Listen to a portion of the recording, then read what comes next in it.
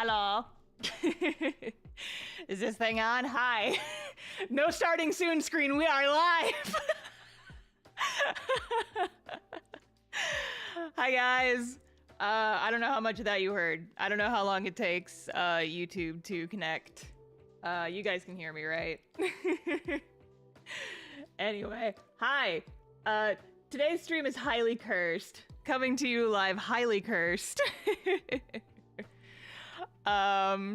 So this was gonna be a Speak a Game stream. I know I'm a little late. I apologize for that, but yeah, there's no starting soon screen today. We're jumping straight into it. The vibe is off. The vibe is cursed. I don't know how much of that you heard, is how much we heard. Okay, well, so here's what happened, gang. About 30 minutes ago, I realized, hey, it's been a little bit since I streamed from my Switch, since I streamed a game with my capture card. I should, go in there and make sure that it still works. So I tried to do that. And I tried to get my capture card set up. And then I realized that I have not streamed with my capture card since I got my new graphics card on my computer. And so there was some fighting, there were some swears said. The short version of the story is no Speak a Game today. The one time I got it to work, the one time I actually got the capture card to work was, it played, like, the video came through, and it worked for about 10 seconds before the audio went completely cursed, and it started sounding like some shit from a horror game. And, so it was like Speak a Game music in a minor key. It was so scary. I don't know what was happening. So, no Speak a Game today, unfortunately. I have changed the title of the game. Or I've changed the title of the stream. It's just a normal just chatting stream now because everything's cursed and my technology is fighting me. Is Speak a Game not already a horror game? God, you're right though. You're so right. I have my chat on my OBS real big in front of me. I'm still like habitually looking at the other chat on my other screen.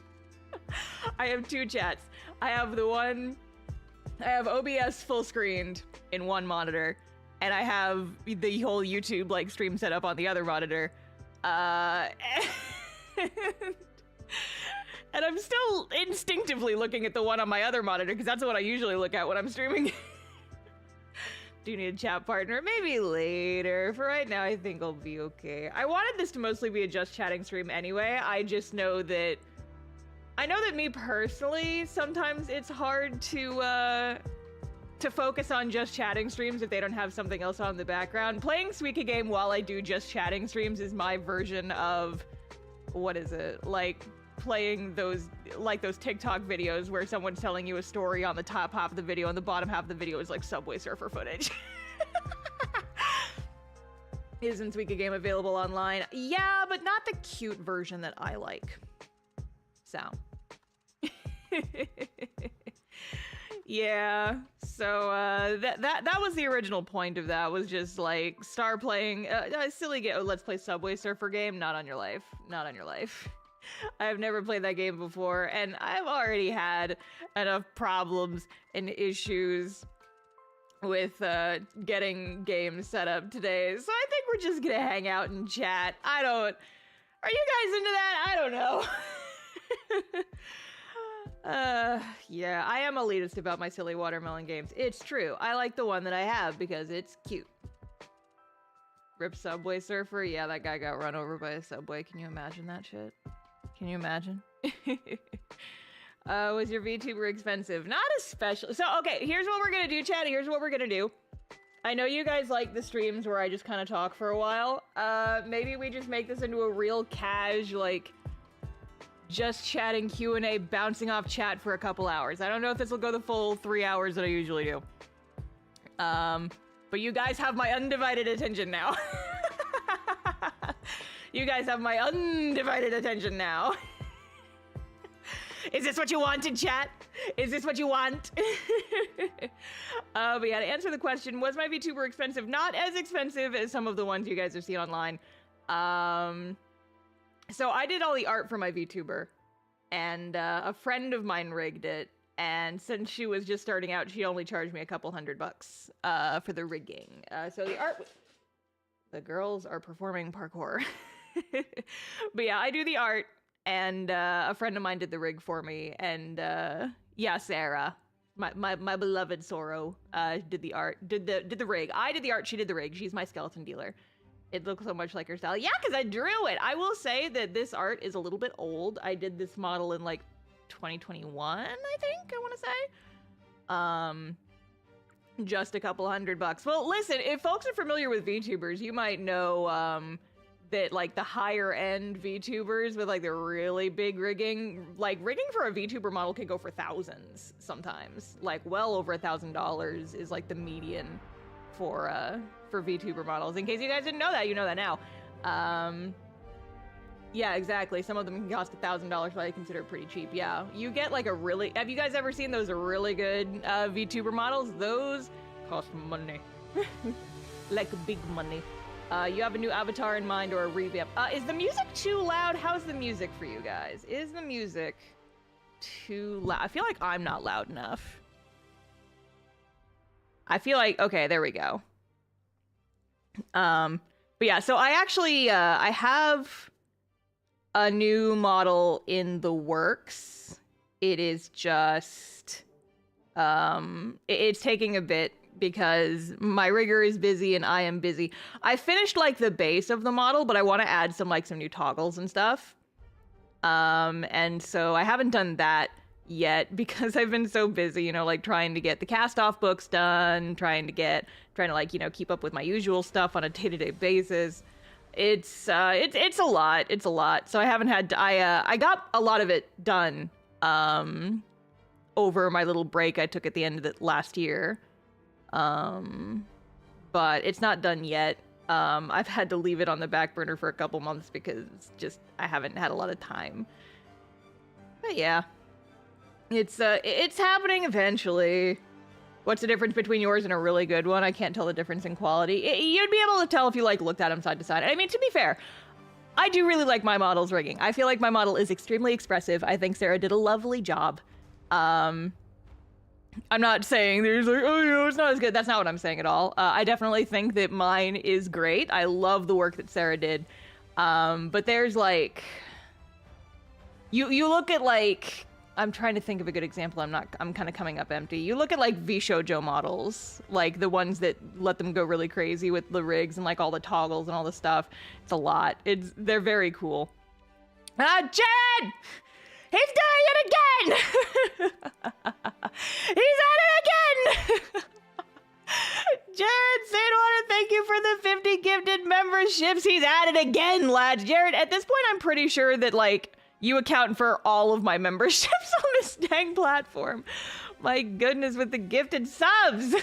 All the time, sir. All the time, my goodness. Well, thank you. I do appreciate it. Thank you kindly. I can't keep getting away with it. No, he can't. Oh my goodness. Oh my goodness. Well, if anybody just got gifted a membership, I've got some members-only videos that you guys can go watch now. Including my next video, my one that's going up on Friday, is up for members right now. It's technically an unlisted video, but if you guys go to my community tab page, I have a post up for members that links to the new video. So yeah, so you guys can watch my next video that's coming up on Friday. You can watch it right now. You can watch it right now if you just got a membership. But yeah, everybody say thank you, Jared. Everybody say thank you. But yeah, I feel like I've said this before, but for anyone who hasn't heard and wasn't here, my next video, the one that's going up on Friday, is in honor of Castoff's anniversary happening this month. I made a video talking about all of the stuff that was in previous versions of Castoff that did not make it into the final version. How characters changed, how some of their arcs changed, how their designs changed, scenes and characters that got removed from the script or changed. I spend like 30 minutes talking about a bunch of that stuff. So that's what my next video is going to be, and that's coming out on Friday. It's been done for a little bit. But members and patrons can see it. So yeah. So yeah.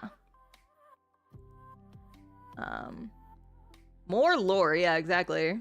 It's lore time, bitches. It's lore time. Yeah, it's gotten a really good response so far, so I hope that folks like it when it goes up. The danger of posting a video that's just about my webcomic is that it kind of alienates people who aren't familiar with my comic, but whatever. I make this channel mostly to advertise my comic. We all know this now, right? We all know this at this point, right? That's not a secret. Also, Habib Janine, thank you for the super chat. I appreciate it. I'm so curious. What is the currency that you always donate in? MYR, what is that? What country's currency is that? Because I'm not sure. Who else helps you write Castoff? Nobody. It's all me, baby. It's all me. I have friends that I bounce story ideas off of, and I have friends that like I tell spoilers to, and I have friends that this is all the same group of friends. Malaysia? Oh, cool. Okay. Okay. Malaysia. Yeah. Our money. I'm very good at this. I was like, what does that stand for? I don't know. I'm gonna look it up before I make it. Well, I've already made a fool of myself, but no, not Myrtle Beach. Meaning, I don't think it's million years. Google. Oh, there it is. Malaysian ringgit. Interesting. Oh, the Y is in Malaysia. I'm stupid. I'm dumb. I'm stupid. We all know this, though. We all know this. It's fine. We all know this. It's fine.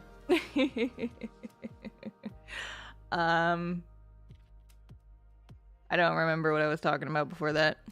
Friends including me, Castoff's #1 fan. Yeah, Zoe has claimed the title of Castoff's #1 fan. And I'm not gonna fight her about it. You guys can fight her about it. I'm not going to. But yeah, so I mean, I have friends that I bounce story ideas off of. I've got folks I tell them story spoilers, and sometimes I come to them crying in the voice chat, and I'm like, guys, is this too dark? Is this too much? Is this bad? Is this good? How is this? And I just like shove my scripts in their faces, and I tell them what's happening, and then they have to like sit there and be like, no, it's good, Star, you're fine. And I was like, okay, thank you. And then I crawl back in my hole. Yeah. Don't fight me, I am small. It is true, gang. Zoe is very small. She is but a simple bee. Do you guys know how big bees are? They're little. They're little. Hey, Star, did you notice your avatar's eyes are Instagram icon colors? Yes! And oh my god, this is a thing we have to talk about. This makes a very good segue. Don't follow me there on Instagram. I started a new Instagram account. And I don't know how much I'm gonna be using it. I'm mostly like scheduling back posts of like stuff I posted on the old account. So here's the thing, King. Here's the thing. This is a saga that started last night, and it's so stupid. It's so dumb. It's so dumb.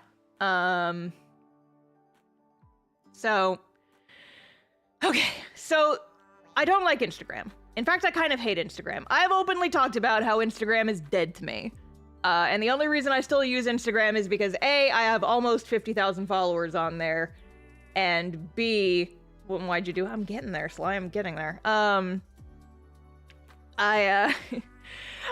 basically only use Instagram because I have a social media scheduler. I use a third-party app called Later that lets me post my social media stuff automatically. So basically I just, I'll spend 30 minutes, an hour every week just like scheduling social media posts for the coming week. And then I just don't have to look at Instagram at all. I don't even have to think about Instagram at all on a day-to-day basis, or Twitter, and I love it that way. I love that. It's like, I can also auto-post videos on TikToks, but because I like making like little special thumbnails for them, I have it like, it pings me. It sends me my phone gets a notification, and it's like, hey, it's time to post this TikTok video. And I'm like, cool, okay, download it straight to my phone, copy paste the thing. It just makes my life so much easier as a person who kind of has to exist on the internet to make a living. It makes it so that I don't have to think about my social media presence on a day-to-day basis. It makes my life so much easier. I've used it for years, and I think if I lost access to it at any point, I would simply die. I would simply pass away. I would pass away. But here's what happens. So Instagram is owned by Meta, aka the same people who made Facebook. And I hate this company on principle because of what they did to Instagram and what they did to Facebook and fucking all of that shit. I hate them. I don't like them. But if you want to use auto posting for if you want to do auto posting for Instagram, your Instagram has to be connected to a Facebook account. It's something about their API. I don't understand it, but if you want to let third-party apps do automated scheduling for Instagram, your Instagram has to be connected to a Facebook account. And mine was. I have a Facebook. I haven't used it since I was in college, but, you know, I kept it around because it's like, yeah, you know, it's whatever. Well, so you have to like go in every 6 months and refresh the connection between your Instagram page and the auto scheduler you use. So last night I went in and I was scheduling some posts, and it's like, oh, hey, your Instagram needs to be refreshed. And I was like, okay. And it wouldn't let me do it.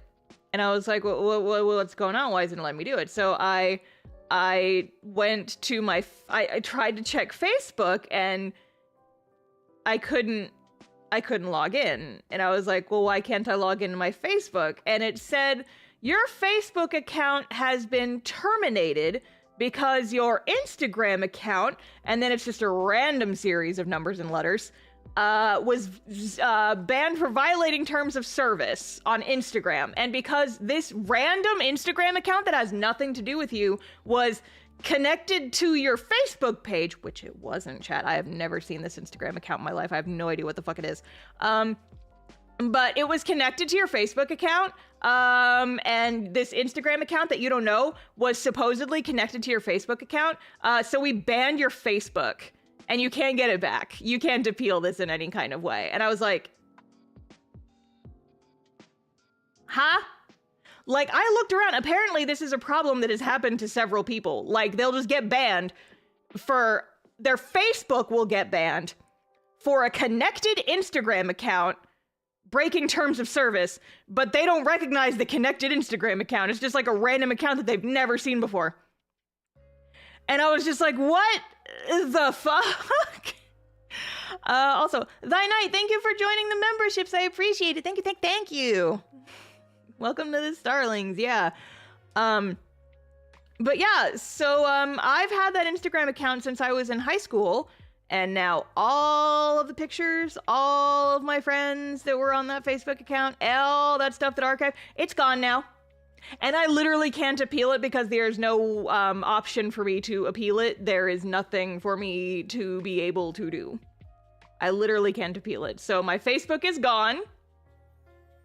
And so you'd think that like, oh, well, you should still be able to, you know, just like make a new Instagram account and then connect, or you should be able to make a new Facebook account and then connect your Instagram to it. And then things would be hunky-dory again.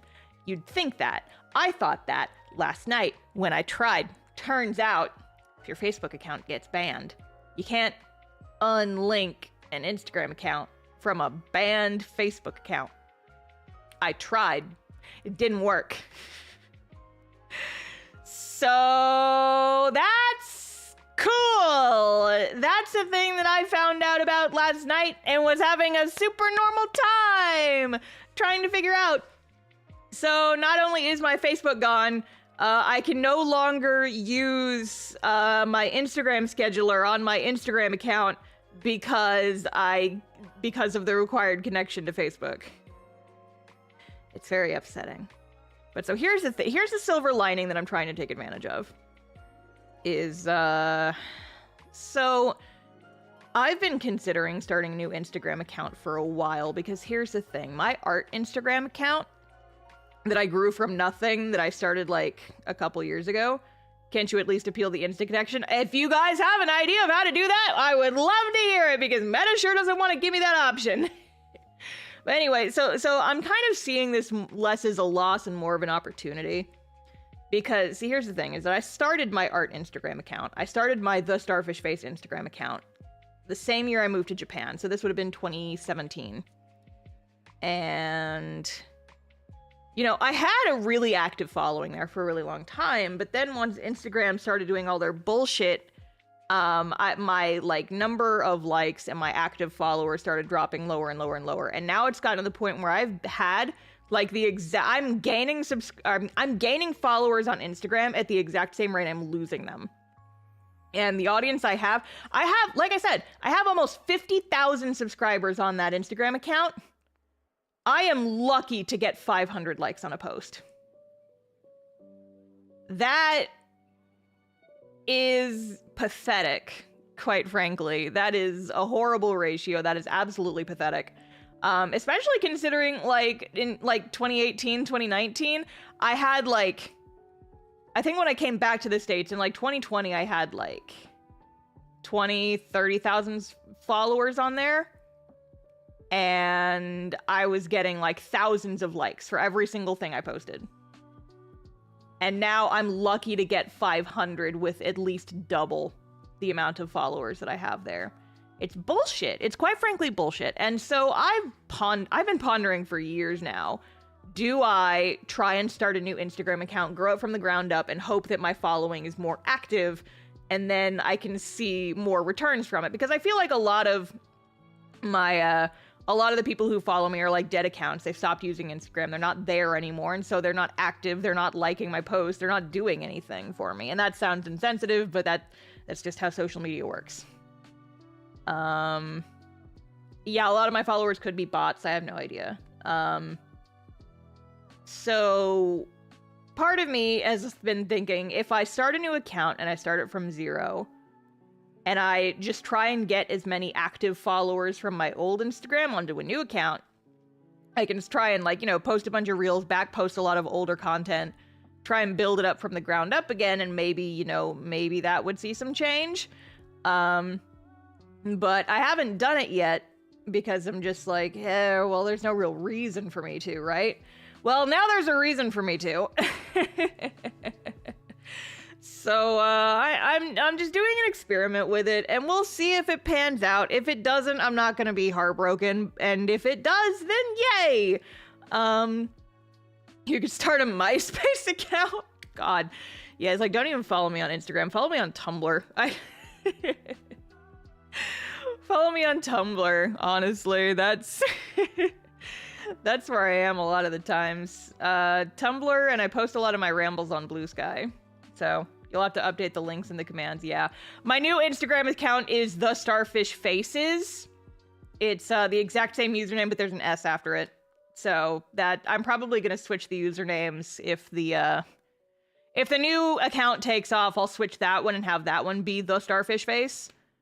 So that it matches all my shit. But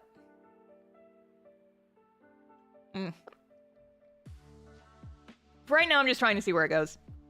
Because let's see, I posted a thing on there. I made the account this morning, and I have like 360 followers on there now, on the new account. That's not bad for, I started the account this morning and I posted 2 things on it. That's not bad. So I'm treating it like an experiment. It's a low stakes experiment. I just want to see what happens, right?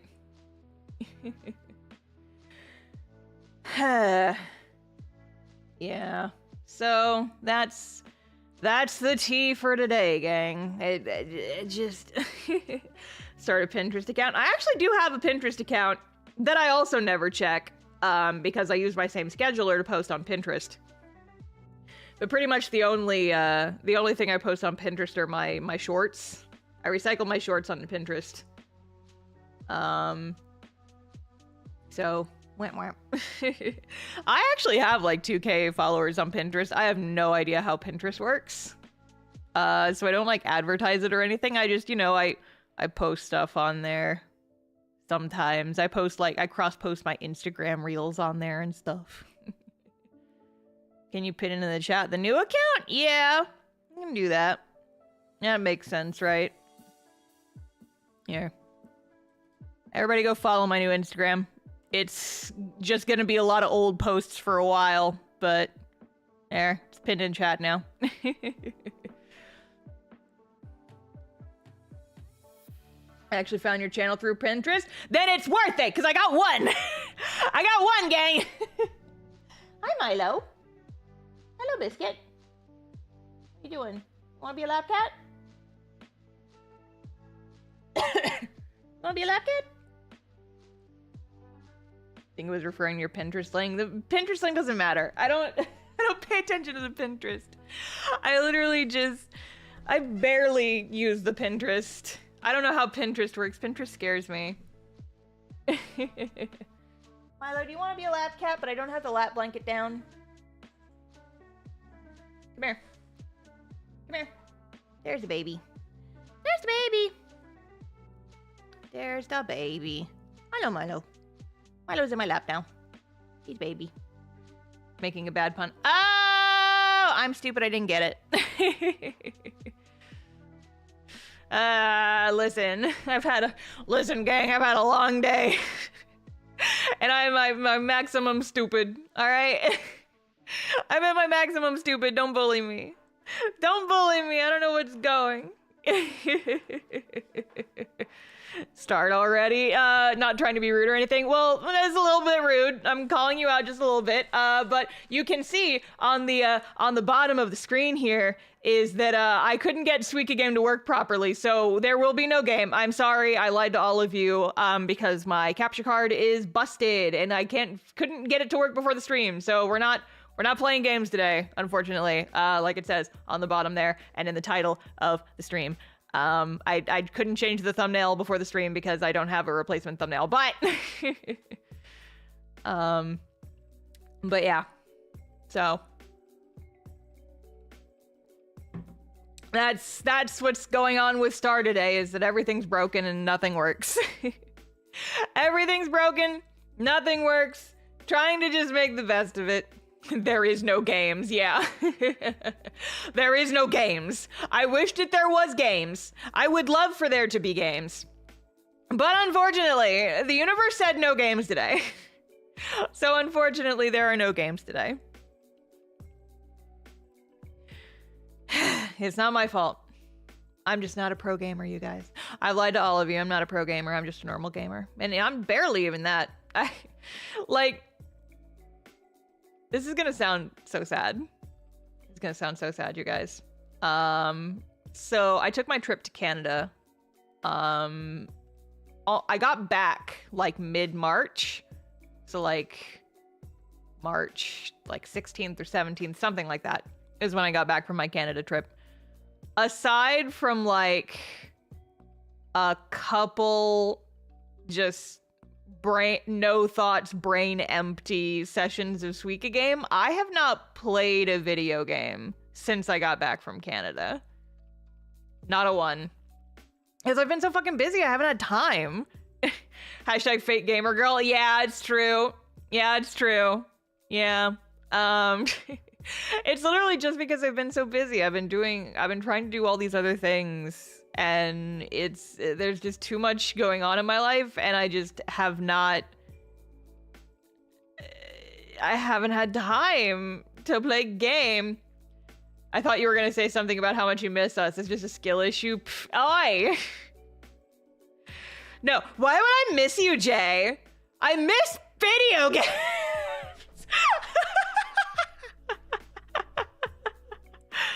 No.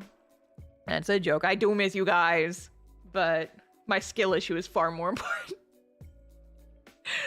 But yeah, it's one of those things where it's like, I'm at this weird phase where, I kind of got tired. I was playing a lot of Stardew Valley around the time that I went on the Canada trip.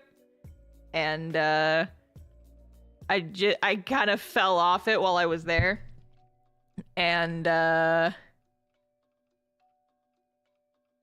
just haven't, the video games, they do not spark joy. They do not spark joy right now. Milo, what are you doing? What are you doing? What crimes are you committing? She is committing crimes. But yeah. I know I still owe you guys a Minecraft stream. Yeah, girl boss. It's true, I'm girl bossing. I'm so normal. Milo, get down from there. Stay out of my cable management. You are not allowed.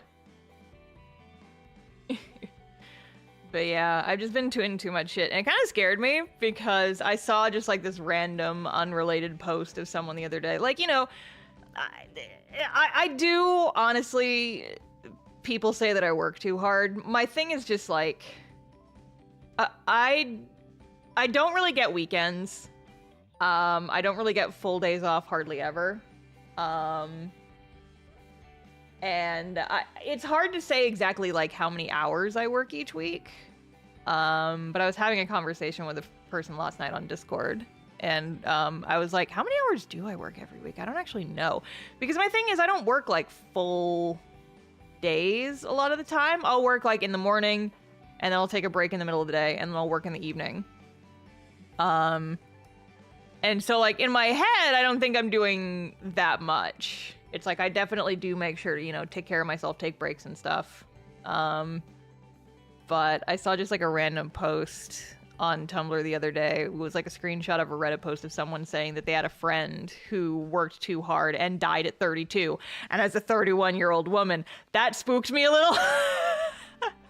I was like, oh, but in the post they talked about this guy was doing so much more than me. This guy was getting like 5 hours of sleep a night, and he was like constantly working. He was working like 80-hour weeks just to be like, and he had like all these side hustles. And I'm like, I may be working 50, 60 on a bad week.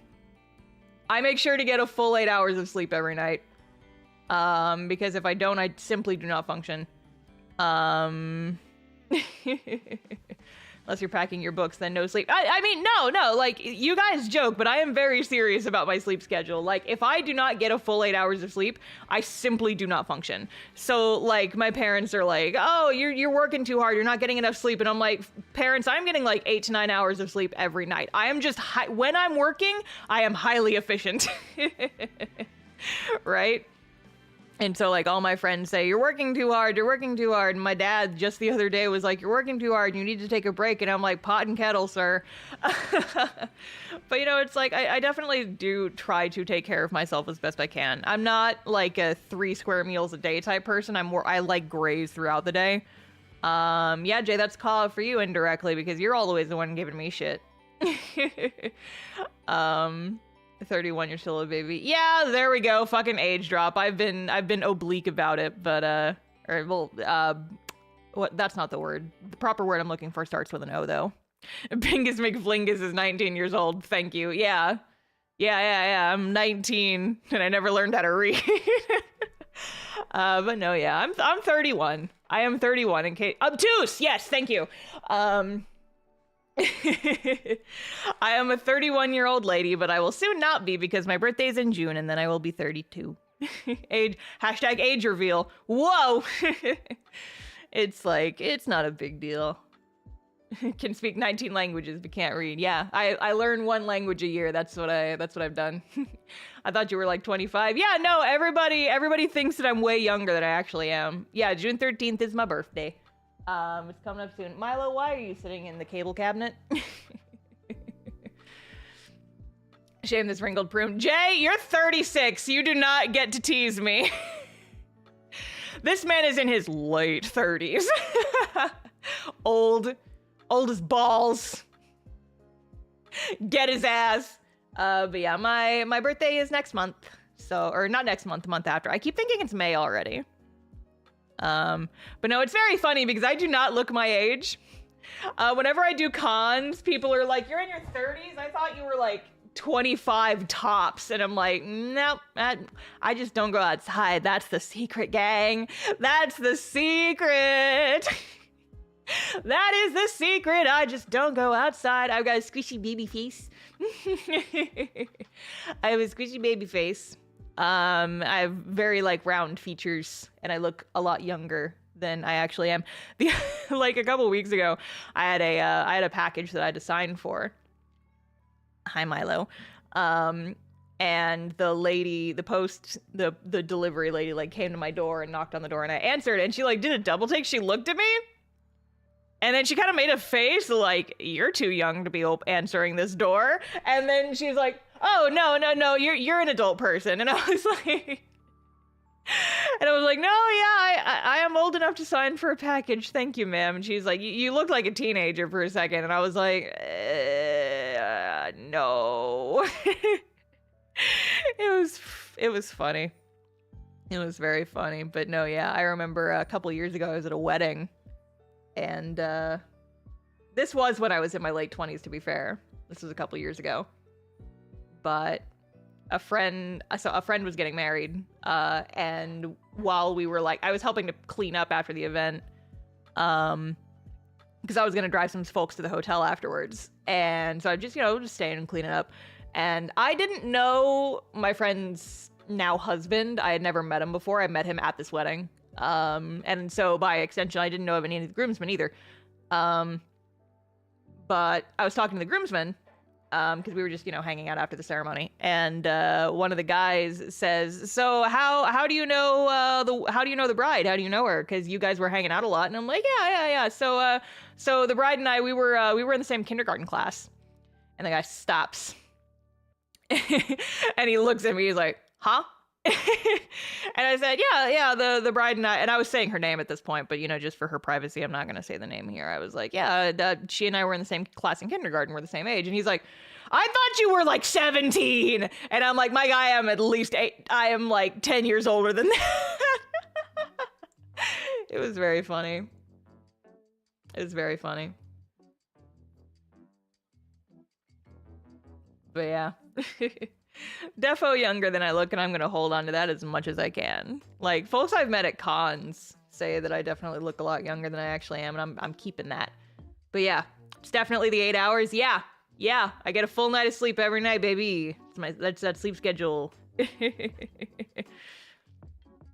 I'm a sleepy bitch.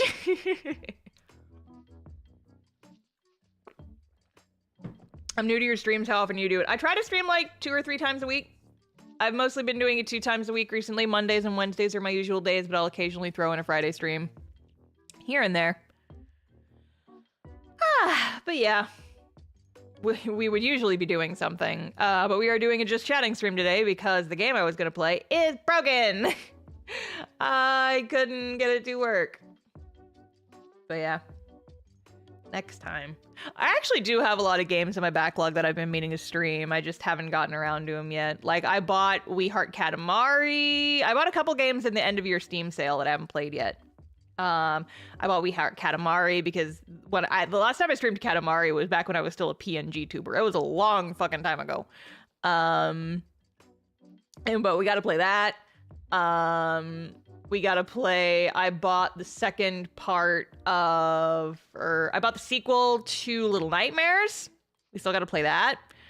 And I know I still owe you guys a Minecraft stream. I'm sorry I haven't done the Minecraft stream yet. I know I need to do the Minecraft stream.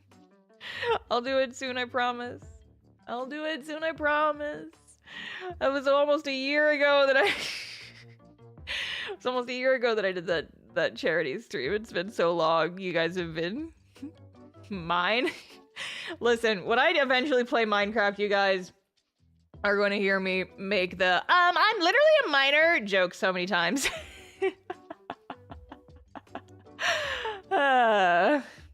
It's a big motivator. Maybe you should try to do it with friends. See, the thing is, I feel like my first I feel like my first Minecraft stream I have to do by myself. Because I have never played Minecraft before. I have never played a Minecraft before. I have never done a Minecraft. All I know is like the pickaxe and you dig a hole, and there's things that explode. And that's like what like redstone. And there you can have animals. It's almost a farming sim. I'm just listing things that I know about Minecraft. You can make minecarts. You can make a house. You can burn your house down by filling it with lava. So yeah, I've never played Minecraft. I've never touched a Minecraft. That's why it's taken me so long to play Minecraft. I don't have it. I don't have it. That's why I haven't played it yet. Would you make a Minecraft Let's Play? I owe the people at least one Minecraft stream. I don't know if I would do a full Let's Play or anything. But I already have the title for the stream. Professional Gamer Plays Minecraft for the First Time is the title. I've never been a miner. No, it's true. I've never literally been a miner. So I feel like my very first Minecraft stream, while I'm just, getting used to the game, it has to be by myself, and I have to just not look at chat and just do my very fucking best to try and figure the game out, and it will be a nightmare. And it will be a disaster show. And everyone's going to hate it except for me. I feel like that has to be the energy I bring to my very first Minecraft stream, which is one of the reasons why I haven't played it yet. If I play in the future, I would probably play with friends. I don't know who of my friends plays Minecraft, though. I'm sure some of them do. But I don't know how to play Minecraft, and I think that the very first one would be very funny. But that'll be so funny. Yeah, exactly. Exactly. It's chaotic. It's chaos. That's the whole point, right? Is like, stupid, dumb, idiot pro gamer doesn't know shit about Minecraft. Doesn't know shit. So yeah, that will be a thing that's happening eventually. That will be a thing that's happening eventually. See, the thing is, I'm either not going to get into it at all, and I'm going to play it like once. Or it's going to take over my whole life, so... Probably the first one. I don't tend to get, like, too super into games unless they have a plot, right? So, hang on, my brother's messaging me. What is my brother saying? He is messaging me about a podcast. I can reply to that later. It is not urgent. I've played it, but I don't play Minecraft. Zoe, I know you play a little bit of Minecraft because I just rewatched your Cozy Games video last night, and there's some Minecraft footage in there, and I have to assume that's from you playing. I know a couple of my college friends. I know at least one of my college friends plays Minecraft because they show off their mod packs occasionally. Cast off Minecraft mod. Someone on Twitter actually made it. It was a long time ago, so I'd have to really go digging to find it again. But somebody actually, like, I mentioned that I was in the future going to do a Minecraft skin, and someone actually made me a Minecraft skin and just like sent it to me on Twitter. And I was like, I don't know when I'm going to use this, but that's very cool. Thank you. Play Elden Ring if you haven't already. See, I still need to finish Bloodborne because my brother is my brother wants to finish our playthrough of Bloodborne, but I haven't had time. I haven't had time. But I was enjoying that game, and I feel like I was getting better at it. I just got stuck on that one boss. Fucking asshole on the roof. Who does he think he is? What was I even calling him? Like Luigi? Father Lagiacrus or something? I know that's not his name. I know that's not his name, but... Father Lagiacrus. He's a monster in the sea. We have to hunt.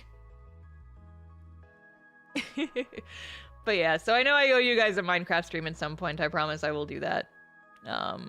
But for right now, it's just like, I would have loved to just, play a nice relaxing game of, Speaking game.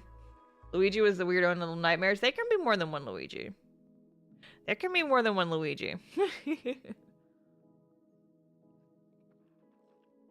Well, what's the actual name of the fucker on the roof that I got stuck on in Bloodborne? It was that fucking guy, I think he had a scythe. It was up on the roof of like a library or like a mansion or something. There were ghosts. We had to fight past a bunch of ghosts to get to him. We climbed up on the roof and there was a fucking guy up there. What's his actual name? What is that fucker's actual name? Because he's a bitch. But see, the main reason I stopped playing Bloodborne was because my brother and I were sharing the game disc. It's his game disc. But I never really thought about it, but Asshole on the Roof really does not narrow down the threats in Bloodborne. Okay, I'll look it up. Ligarius, is that what it? That's why I was thinking it was Legiacris. No, his name is Luigi, but thank you. That'd be it. Thank you, Jared. No, I think, I don't remember if I fought the guy with a cage on his head or not, but I feel like, I don't remember if I fought him or not. I'd have to ask my brother, he'd remember. But yeah, the reason we stopped was because I had to give my brother the game disc back, but we were sharing the game disc, and I was playing it on my PS4, and so I can't play it if I don't have the disc. And so at some point I need to just like go buy a copy of the game for myself. But I keep forgetting because it's not very high priority right now. His roof, his rules. No, he's a bitch, and I got very close to beating him one time. I remember that much. But actually, yeah. So my brother at some point did like come over and do some level grinding for me off screen.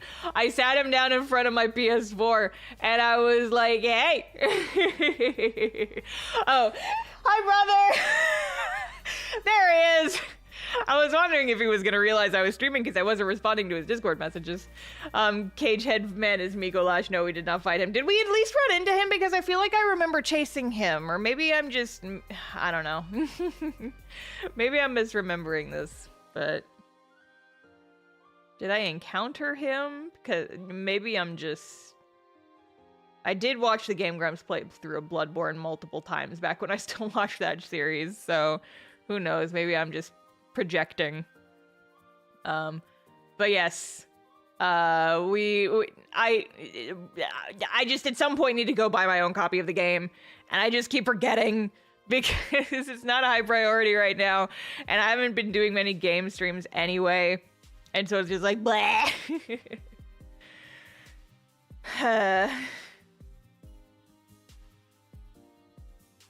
So yeah.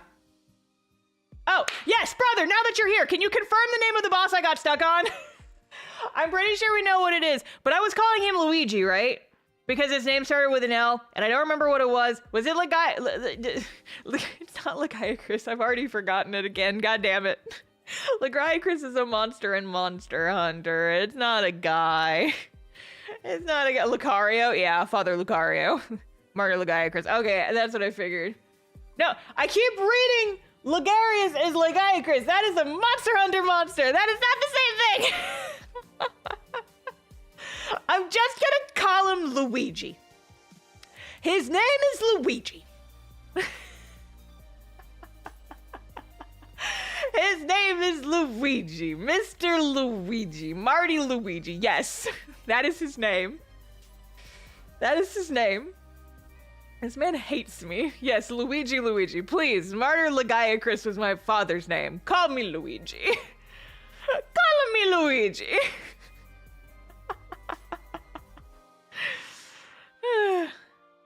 Yeah. So that's the Bloodborne story. There's a lot of games that I've been wanting to play on stream, but my thing is like, I know it's like not even a thing that I should be whining about. But like, and I know it's because I'm an art channel, I'm not a gaming channel, and so people don't care as much about my game streams. But like, people don't care as much about my game streams, it seems like. I don't get as many people watching when I do them. It almost feels like I lose subscribers when I do game streams. And like, a lot of people don't really watch them. I like Ghost Trick because it was short, it was easy. But it seems like a lot of people, like I have 131 people right now now that it's just like a just chatting stream, right? If I turn on a game, then like half of you guys would leave. Minimum half would leave. Like you can see the dip. And I know this is not a unique experience to me. This is definitely something that a lot of other streamers struggle through. If you are not known for your gaming content, then people do not care about your gameplay. And so, yeah, you see, I know a lot of people do like the game streams, but not as many people like the game streams as the people who like the just chatting or the art streams or things like that. And so it's like, it's a little disheartening when, you know, you boot up a stream and you have less than half of the amount of viewers you usually do, right? It's like, I enjoy doing the game streams. I just...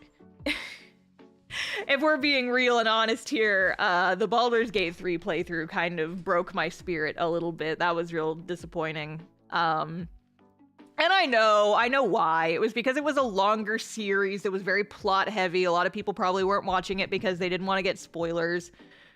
But it was still disappointing, you know? Yeah, I do have a gaming channel, but I've kind of stopped migrating my game streams over there, and I'm not doing as many game streams now anyway, so it's not as big of a deal. But yeah.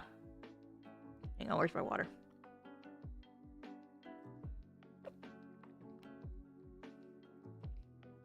Should have done a sex percent run, brother, no! Okay. No, you brought this up. We're talking about this now, because my brother's girlfriend has been playing Baldur's Gate, and I've occasionally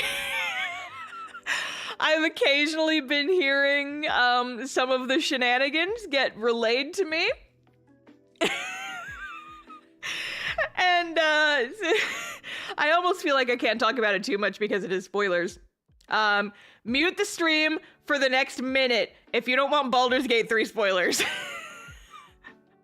But my brother's girlfriend was apparently like, I have to find somebody to fuck in this game. I have to have sex with somebody in this game. And so she apparently started dating Gale, but Gale was too nice. And so then, turns out, the last time I heard, she had not only boinked the Mind Flayer, but also Mizora? And I was like, hello? This is making some choices.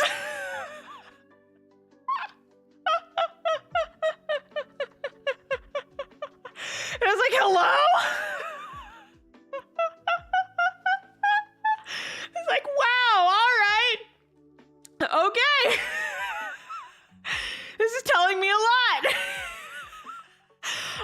Oh my God, I was wheezing. I was cry laughing when I heard that. Just, yeah, all the extreme romances. Jesus. It was so funny. Because, like, I had heard you can boink the Mind Flayer. And, yeah, that fucker was coming on real strong at one point. Because, like, he comes to you in, like, your dreams, right? And there's one time he appears and he just doesn't have a shirt on. And I'm like, bro! I do not... No! Go away! The only reason I haven't killed you yet is because I don't know what would happen if I did. Oh, boy. So yeah.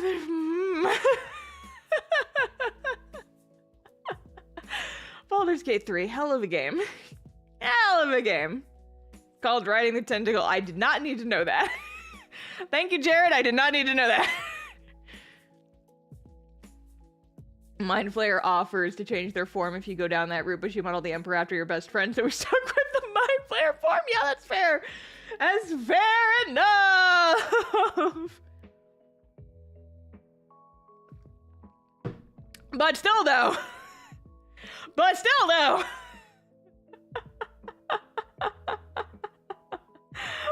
Oh my goodness.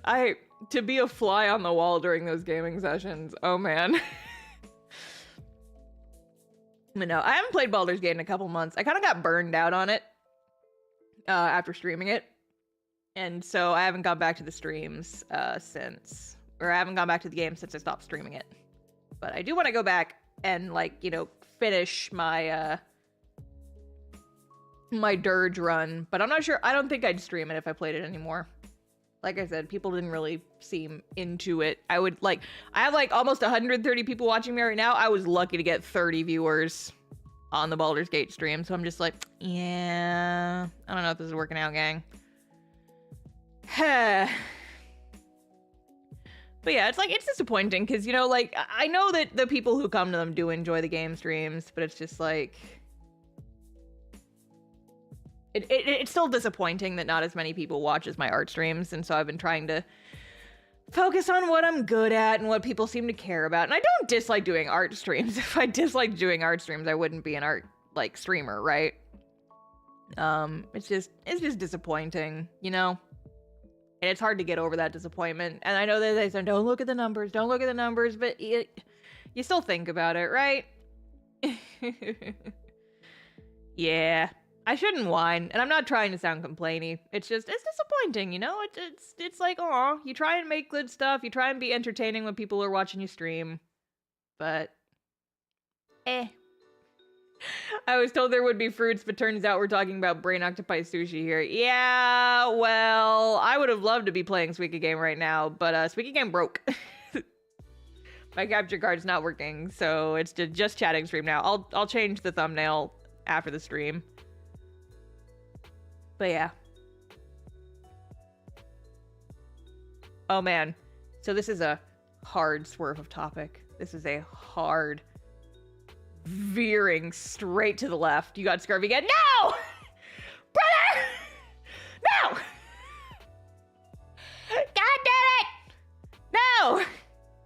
Leave me alone! Scurvy kicking in? No!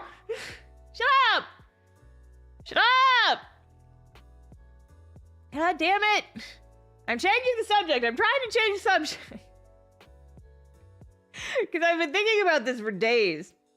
And it's just like, my God, do you ever watch a train wreck? Do you ever just, like, fucking watch a train wreck? I'll just preface this with, I'll say one sentence and, like, half of you guys will know exactly what I'm talking about and half of you will not. Anybody else been watching the fallout from the Watcher thing? Anybody else hear about the Watcher shenanigans that happened over the weekend? Because, I have been watching my entire TikTok For You page is people reacting to that. Yup. I've been watching. Okay. For those who do not understand, I will explain in a moment. But I'm trying to see. They just posted a video completely going back on it. Yeah, I saw that. Did watch that. But yeah. Oh boy, have you ever seen a bad business decision? So here's the thing. So Watcher Entertainment is a YouTube channel. You can look them up. If you guys have ever heard of BuzzFeed Unsolved, the guys who used to do BuzzFeed Unsolved, Ryan and Shane, they at some point in the past left BuzzFeed. And they started their own channel called Watcher. And Watcher's been running for a couple of years, and they've had a couple shows on there. They made Ghost Files, which is basically just them doing BuzzFeed Unsolved again. They have, like, Mystery Files, which is they do, like, they talk about true crime and stuff. What up, demons? It's me, ya boy. Exactly. That quote is from BuzzFeed Unsolved, which was, like, the progenitor to this show. My favorite stuff they did on Watcher, I loved Puppet History so much. I love Puppet History so much. I know that the history is not entirely accurate at all times, but God, it's funny. I love Puppet History so much, but they did a couple other shows. I didn't really watch a lot of their other shows. I was mostly there for Puppet History and occasionally the ghost hunting nonsense. And I watched a couple episodes of Mystery Files. I thought it was funny. Anyway, so it's these guys. They have a small, well, it's not small, but it's like small in terms of production. They have a small YouTube channel. They've got 3 million subscribers. They have a bunch of employees. And they've been YouTubers. They've been doing the YouTube game for a couple of years now. And on Friday, they posted a video. There was like a bunch of lead up to this announcement, and everyone thought they were going to be announcing a new show. What they actually announced was that they were leaving YouTube They were going to be pulling down all of their videos off of YouTube that were free. And okay, I don't know if that showed up on the mic, but someone just drove past my house real fast. They're taking all their stuff off of YouTube and they're putting it behind a paywall because they're starting their own streaming service. Yeah, somebody on a freaking crotch rocket motorcycle just drove down my street real fast. But yeah, anyway, so everybody's reacting to the motorcycle guy. So they're starting their own streaming service, Watcher TV. These guys make they put out maybe 8 videos a month. They only post one or two series at a time. They go months between seasons of their shows. They I think some, I don't calculate it because like I said, I don't watch all of their shows, but I saw some people on TikTok who were talking about it.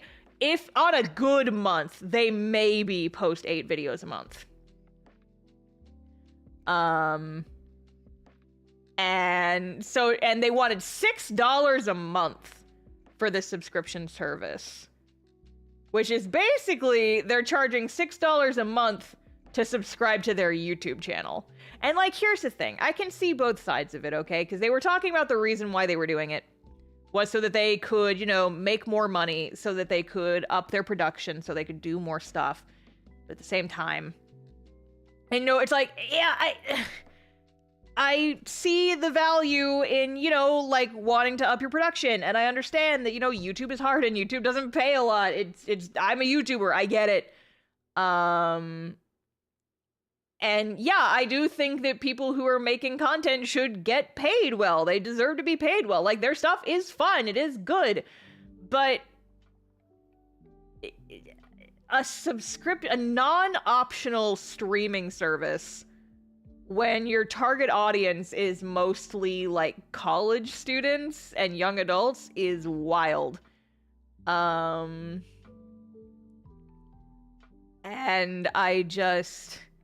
I'm coming at this from purely a business standpoint, is that, I've not been a professional YouTuber for very long, but I have been making quote unquote freemium content on the internet for almost a decade now.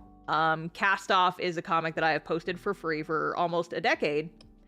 And I do a Patreon where I release pages early if people want to support me. It's the comic is free, but if you want extra content, if you want early pages, if you want all this stuff, you have the option of supporting on Patreon if you can afford it.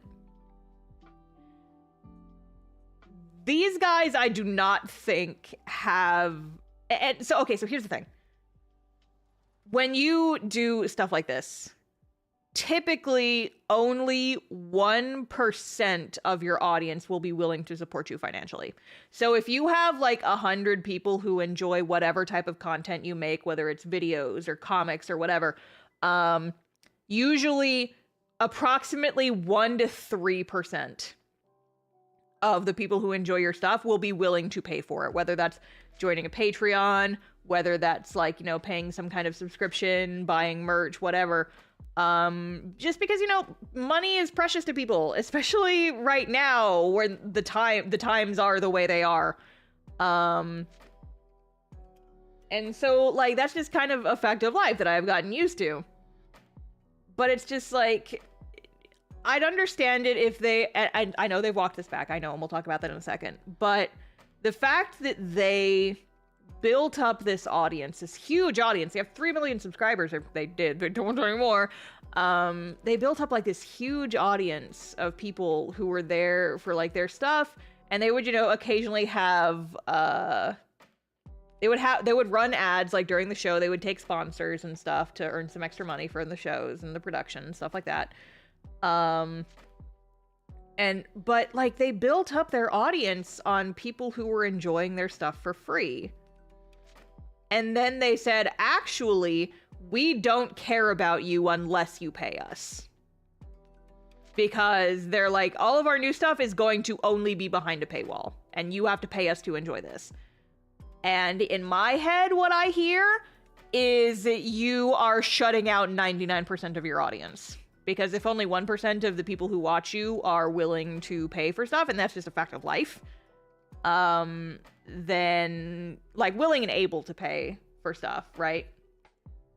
Because, like, you know, people either can't afford it or they're not that into your stuff that they want to pay for a subscription model type thing. It's why I never give people shit for not joining my own Patreon, because, like, I get it. Sometimes you just want to enjoy a thing, and that's fine. I provide it for free so that people can enjoy it. If you want to join the Patreon, I love you. If you like my stuff so much that you are willing to throw me a couple bucks every month, I love you. And I appreciate that so much, and I'm willing to give you extra stuff as thank you for that. But I am never going to paywall my entire comic unless something crazy happens. Because that's just not the type of thing that I'm interested in.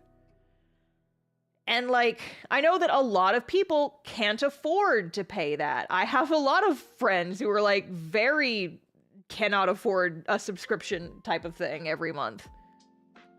The Cherry Clown, thank you for the subscription, or thank you for joining the memberships. I appreciate it. Thank you. For 5 months. Let's go. The stickers go hard. Thank you. Are you in, I assume that means you're in the mail club. Yeah, like, that's one of my things. I do a mail club. It's optional, but if people want it, then, yeah. Stickers! Stickers and prints. I actually just finished next month's stickers today. I posted them on the Discord. But yeah, so it's just like, I feel like, and so the other baffling thing about the Watcher situation is they had a Patreon. They had a Patreon. And they never advertised it. Like, so many people didn't even know that they had a Patreon.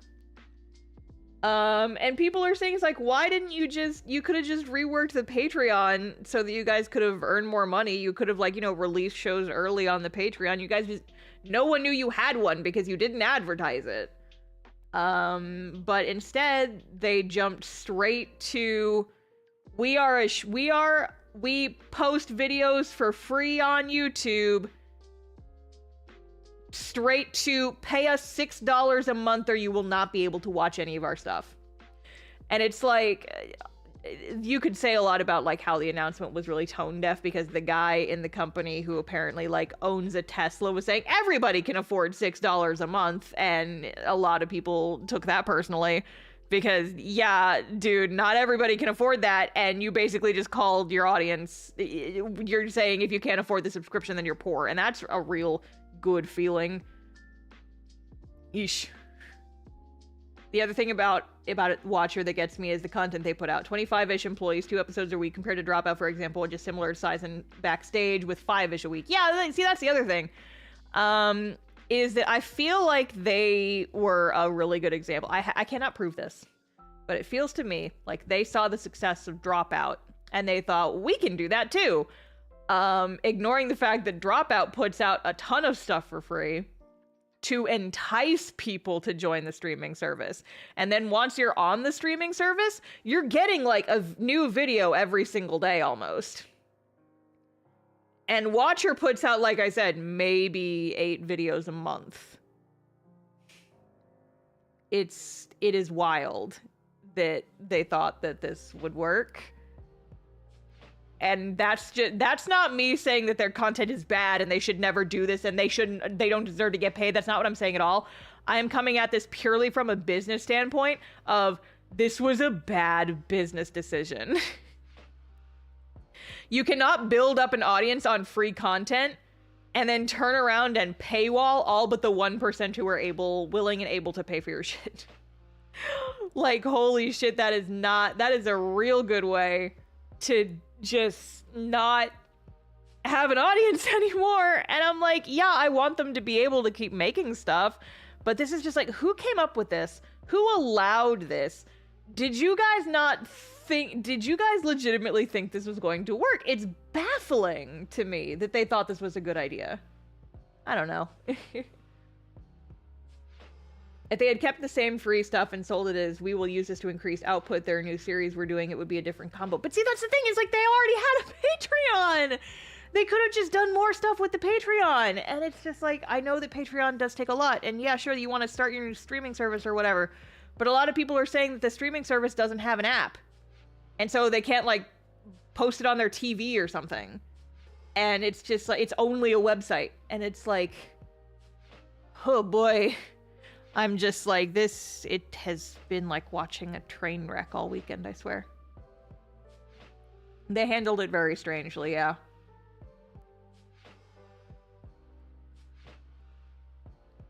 How does a content creator decide what is free and what should put behind a paywall by Patreon? So me, I can only speak for me personally. Like I said, my comic is free to read, and it will remain free to read for as long as I'm able to keep it that way. What I do with Patreon is early access. I do early access, and I occasionally do like bonus materials that are exclusive to Patreon. But the main bulk of my stuff, like the webcomic, the thing that keeps people invested, that stays free. And I'm not planning on changing that anytime soon. I do Patreon, I do early access. I let people who join my Patreon read my pages like a month in advance. Which is usually like 4 to 8 pages early. And you paying my Patreon also gets your names in the credits of my videos, and it gets you like some bonus blogs and stuff, and it lets you vote on the mail club themes for each month, because I run polls every month. I didn't do one this month because I knew what I wanted to do, but 90% of the time I do polls on Patreon for the mail club stuff. It gives you a lot of extra stuff, but it does not subtract. You can get a full experience without joining the Patreon, because I never want people to feel pressured to join the Patreon. I want people to join the Patreon if they want to support me and they are able to support me. Only in the middle of that Venn diagram do I want people to join the Patreon. Right? But it's just like, I don't plan on putting my comic behind a paywall, because that's just not how this works in my mind. It's like, I want people to be able to read the thing. And I don't want people who can't join the Patreon to feel like they are getting... I mean, technically they are getting less, because it's less that normal folks are... Okay, normal folks who do not join the Patreon, they are getting my 100%. Patrons are getting like 115, right? Because it's like, you are going out of your way to support me. I want to make sure that that is worth it, in my mind. So like, I do the mail club, I do extra stuff, I do like names and credits. I give you guys more stuff if you are able and willing to support me, but I am never going to force you to pay for something that you cannot afford or do not want, right? So yeah, that yeah, so that's my point of view of it. And so with me having been someone who has run under a similar model for many years of my life, like my entire business runs around this freemium model. I do early access for folks who want to pay. But you still get all of my stuff, minus like some extra little tidbits. You still get all that. Even if you're not on the Patreon, because I want that to be available for people. I want this story to be read by people who love it, and so I don't want to like hide that shit behind a paywall, right? Your main hook should be the free thing, and then the paywall stuff should be the extras that are cool, but not strictly necessary to enjoy the main thing. Exactly. And that's what I try to do. And I mean, like, here's the thing. I don't have a Dropout subscription. I still say that I like a lot of the stuff that Dropout makes, because they post so many clips on, like, TikTok and shit. And that is enough to get a hearty chuckle out of me, even if I don't watch the entire episode. I have been meaning to, though. I just haven't had a lot of time recently. And it's been hard. It's been really hard. I've been focused on other things. But I watch a lot of Game Changer clips on TikTok. So, yeah. But yeah, and so it's just like watching these guys who have like a really devoted audience just completely tank it by saying, hey, we know that you guys, we built up this audience. off of people who enjoy the stuff that we make and we put out there for free, that we are able to make more of it from things like advertising and YouTube ad rev.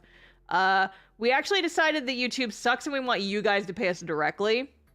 And we're not going to be posting on YouTube anymore. And it just sucks. It just sucks. And I'm glad that they walked it back. They did end up walking it back, and now they're basically doing what I'm doing, is like, if you join the streaming service, you'll get stuff like a month early. Which I'm glad for, and I support this decision because that's what I would have told them to do in the first place. But yeah, it's just been wild watching Poor Business Decisions, the TV show, right? Like, oh my goodness. I should probably read Cast Off. You should! I've been told by many that it's good. Haha. I have some people have said that it is good. I'm not in any position to judge. I make the damn thing. I make the damn thing. I'm not going to comment on it, but I think it is pretty good. I put a lot of my heart and soul into it, and people tell me that it's pretty good. Product placement. Yeah! Yeah! Read my product. It's free. It's a webcomic. Hey, sorry, do you think Cast Off will ever be animated in a series? Listen, I would love it if that were the case. I'm not gonna do it myself. It's hard enough just to make the webcomic. It is hard enough just to make the webcomic. Listen, animation studios, hit me up. But I can't do it by myself, gang. And I'm not especially interested in pursuing it as an indie animation project where if I have to lead it, it's not gonna happen, because that is too much work and I would die. Cast Off is straight up one of the best comics out there, and I read a lot of webcomics and have since the 90s. Aw, thank you! I appreciate it. I'm glad that people like my little story that I make. I'm glad that people like it. I'm glad that people like it. I have to tell you this, you're now like a teacher for me. Your content has helped me a lot with my comics and animation career. I would like to help on Patreon, but will $1 can be a lot here. No, like, I totally get it. Also, thank you. I'm glad that I was able to help in like any kind of way. But yeah, like, I release stuff for free because I know it would mean a lot to people, and people get a lot of stuff from it, and like, I still get paid because I still get YouTube ad revenue. It's not enough to live on, but it's enough to like be a good supplement for a lot of the stuff I have going on. Like legitimately, I almost, instead of YouTube, I almost started doing Skillshare instead. I was thinking about it. Instead of posting like tutorials on YouTube, I thought I was just gonna like start making Skillshare classes instead, because then it would be behind a paywall, but I'd, maybe earn a little bit more money from it. But I decided to just do the YouTube route instead, because then I could, like sprinkle in tutorials along with a bunch of other stuff. And I didn't end up going the Skillshare route, but I think there is so much value in just putting your stuff out there and just letting people find it and not hiding it behind the paywall, right? And like, I know I appreciate that. I read a lot of webcomics. I watch a lot of YouTube. I take advantage of the hard work a lot of people do for my own entertainment. And part of the reason why I started YouTube was I wanted to give back, and I wanted to make that, I wanted to also contribute to that.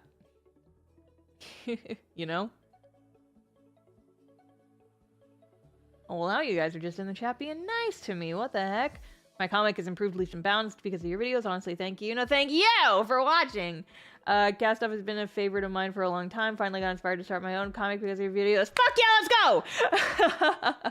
go! Cast Off, along with a bunch of other indie content, is really motivated me to start making my own comics. Yeah, let's go! Yeah.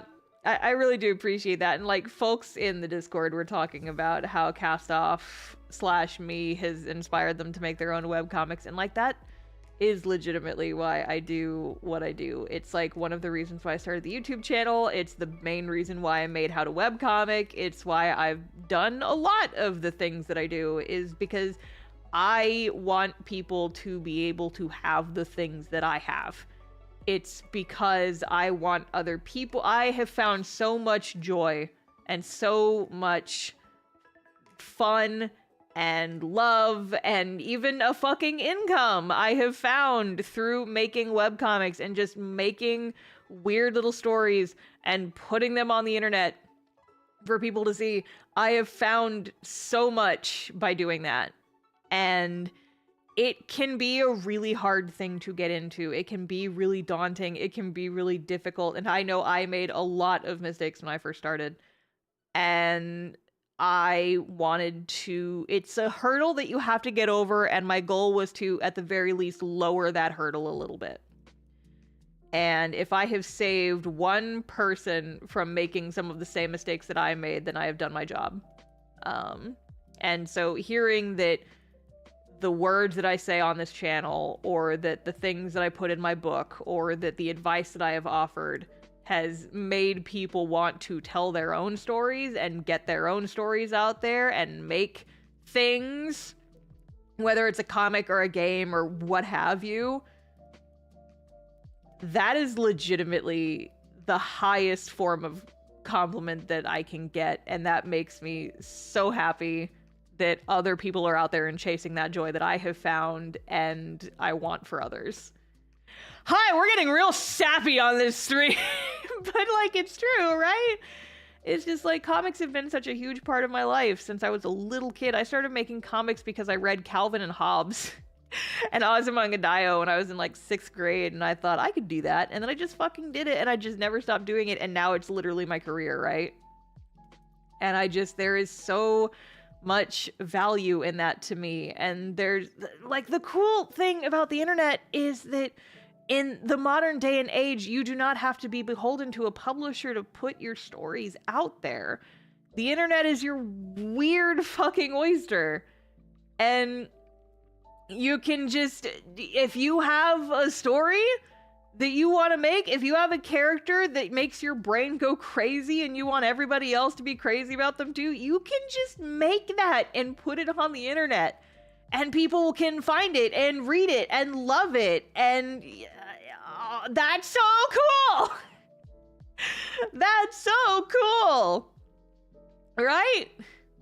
And it's like, God, the more I think about it, I just think that you know how people will say, it's like, man, I was born in the wrong decade. I was born in the wrong century or whatever. I wish I was born this time. I am happy that I am alive right now, because I was born and I'm getting to take advantage of a time in the universe where a person can just put their story on the internet and just make that.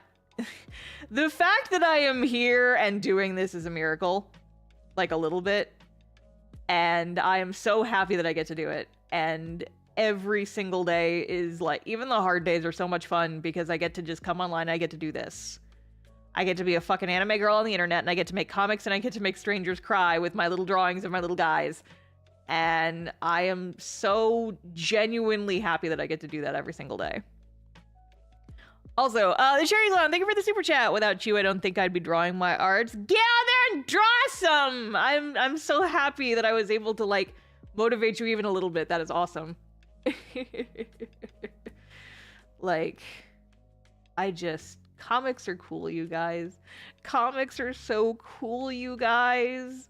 And I'm so happy that there are people going out there and making their comics and, like, telling their stories, and that I got to be even a little bit of a part of that.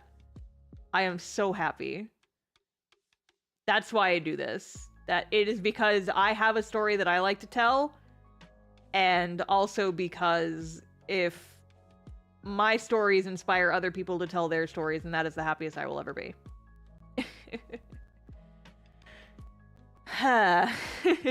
Breaking news, Star likes making people cry. Yeah! Well, I mean, so I made a short about this, and I don't think it's out yet. It's not gonna be out for a few more weeks, I don't think. But I made a short talking because someone asked me, what's your favorite part of making Cast Off? And I said, making other people cry. but it's a corny answer with that is also a serious answer. Because when I know when I am very into a series, when I start thinking about it even when I am not actively engaged and partaking in the piece of media. So like the Adventure Zone was one of my biggest fandoms for a really long time. And I knew that I was in deep with that show because I was like, you know, thinking about it and waiting anxiously for the next episode, even when I wasn't actively listening to the podcast. Like, I would go take walks around my old apartment complex and I would think, oh my God, what are the boys going to do today? Oh my God, what are they going to do in the next episode? Oh my God, things are so bad. Oh my God, what are they going to do? And I fell so in love with those characters. I was drawing all the time. They were just up in my brain constantly, and I just could not think about that show. And more recently, I think the last series that really got me to do that was Somnium Files. The first game, not the second one. Like, all the stuff that you find out over the course of that game, and like all of the ways that they lead you into like thinking about these characters and all of the shit that happens in that game. I was like so excited every time I streamed that game because I was so excited to see what happened next. And my goal when I make things, stories specifically, like, you know, just random YouTube videos is not really this, but when I'm making comics, when I am making a story, my goal is to be able to invoke that kind of reaction in the people who watch my stuff.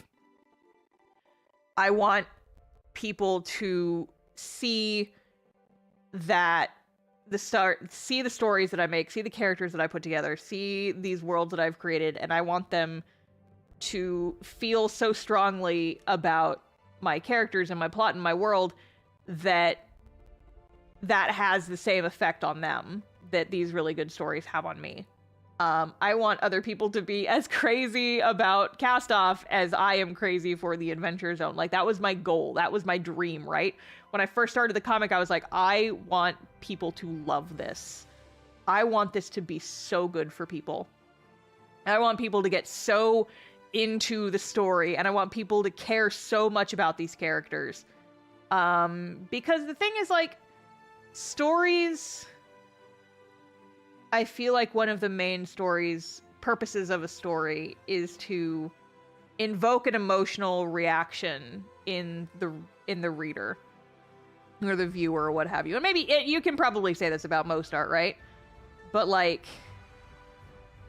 I feel like good art should invoke some kind of emotional response. And so that is my goal when I make stories and characters, is I want people to have emotional reactions to them. And so when people tell me that they cried about a scene in Cast Off, or that something happened in the story and they like yelled excitedly, or like they jumped up and had to walk around the room because the story was making them so crazy, that is the best thing for me to hear, because that means that people are getting so invested into this that it's causing that reaction to them. And that was my goal. That's what I wanted to do. That is what I wanted my works to be able to inspire in people, is that, like, that level of emotion. And so if people tell me that my comic made them cry, that is like the best compliment that you could give me, because it means that I'm doing my job right. It means that I am accomplishing what I wanted to accomplish. So yeah, that is my ramble. That is my rant. But I like comics, guys. Comics are cool.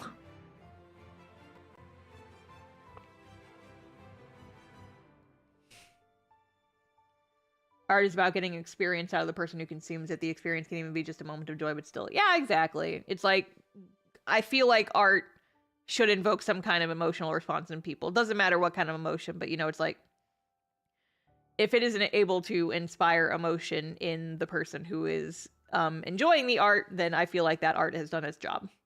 And, you know, the type of emotion you get out of it will vary, but I like to make people cry, personally. That's my personal favorite.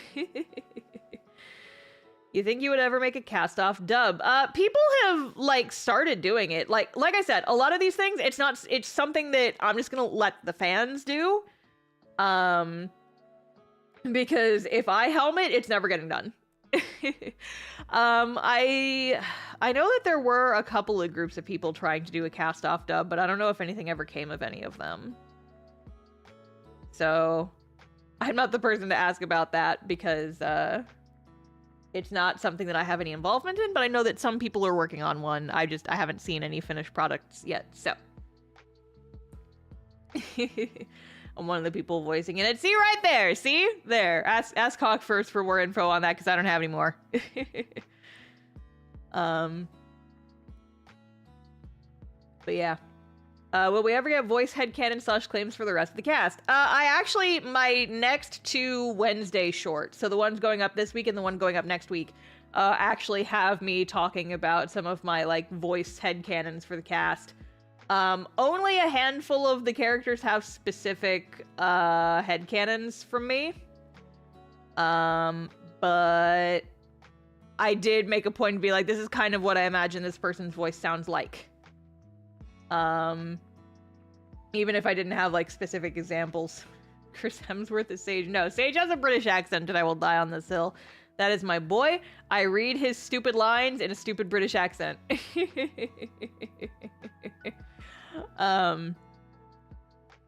Sage has a British accent. So that is how I imagine him sounding. But, like, that's my examples. Like, I don't actually know what a lot of these punks sound like, but my head, like, I'll imagine it's like, this character has this kind of accent. This character, maybe their voice would sound a little bit like this. But, like, for the most part, I haven't gone through the process of trying to hunt down specific voice clips. Because, yeah, I just don't have time. See, if Behind the Voice Actors was more updated with, like, making, like, you know, keeping clips of stuff, then it would be a lot easier. But alas.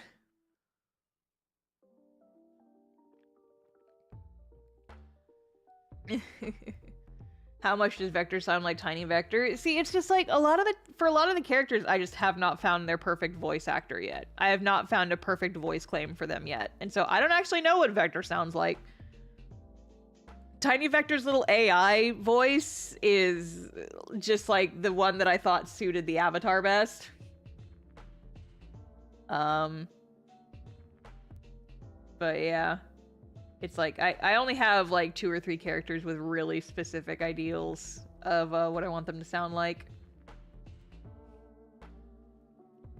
Because, yeah, in my head, Ariana has always been played by Laura Bailey. I've said this many times in streams before, but Laura Bailey's Abby voice from The Last of Us 2 is exactly what I imagine Ariana sounding like. Exactly. Like, that is the voice. That is it! And then, Frankie is voiced by Sam Riegel in my head. I know a lot of people think that Frankie has some kind of accent, and that does make me giggle, because I never really considered it. But in my head, he is voiced by Sam Riegel. So, do with that information what you will. I know both of them are Critical Role actors, but I decided on this cast before I started watching Critical Role, so do not at me. Do not at me. I love your choice for Vector's voice actor. It's super cute. Yeah, I don't even remember who I picked for Vector's voice actor in that very first video I made. And even then, like, I wasn't 100% satisfied with the voice clips I found. I just thought it was like, it's close enough. Close enough, but I still haven't found, like, the yes. Yeah, so. But yeah, it's like I used to be way more into voice actors, like watching panels and stuff, than I am now. Mostly because back when I was really into voice actors, there were only like 12 of them. And so it was easier to keep track. But now the industry's gotten so much bigger, it's like harder to keep track of who's who. And there's a lot more people in the space, which is, you know, it's ultimately a good thing. It's good that we're getting, you know, like more diversity and like more people up in the space, and that every anime dub is not the same, like 12 voice actors. That's a net positive, I think. But it does make it harder to keep track of names and people and what they sound like. So yeah. Here. I am going to take a really quick bathroom break, and I will be right back. And then we will continue talking about something else. But yeah, I will be right back. Don't go anywhere.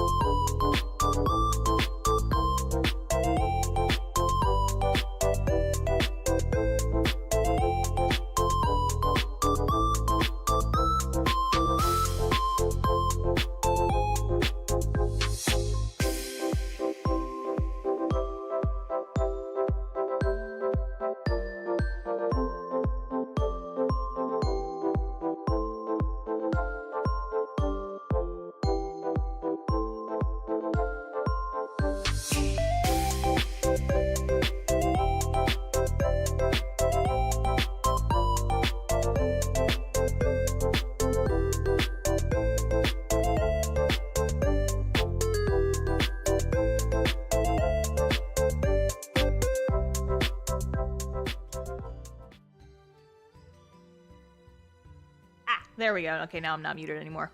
I just realized I didn't have a button that makes me come back to this scene and reactivates my mic. I have a stream deck that I use for scene transitions, and it automatically mutes my mic when it goes to certain scenes, but I did not set one up for this new just chatting screen. So, whap. Took me a second to unmute. But yeah, I'm back. What's up, everybody? Star jump scare. I didn't even do it, the jump scare thing this time.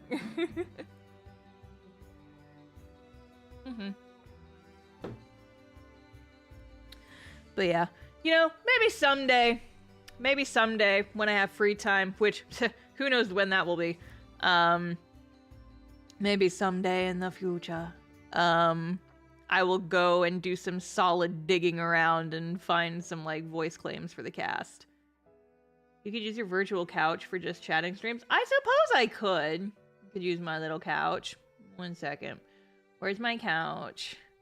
Where is my couch? Where's my cool guy couch? Put Star onto virtual couch. Yay! I'm on the couch. Oh no, chat, you're hiding. You're hiding behind my couch, chat. 1 second. I'll make the couch a little smaller and put it over here. Wait. Ah. There. Now it's like a love seat. It's smaller. There. Couch.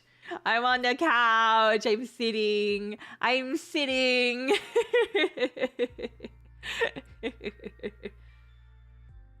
Couch. Put Star in couch mouth. No, stop it. Stop it. But yeah. It's because you're scared. I was scared, you guys. I didn't even do anything. How did you come up with names of places in Cast Off? Oh man, you guys are gonna hate me. You guys are gonna think this is so stupid. So, I had this little joke with myself that I am very bad at naming places. A lot, I don't know if you guys have noticed this, but a lot of the place names in Cast Off are just 2 words stuck together.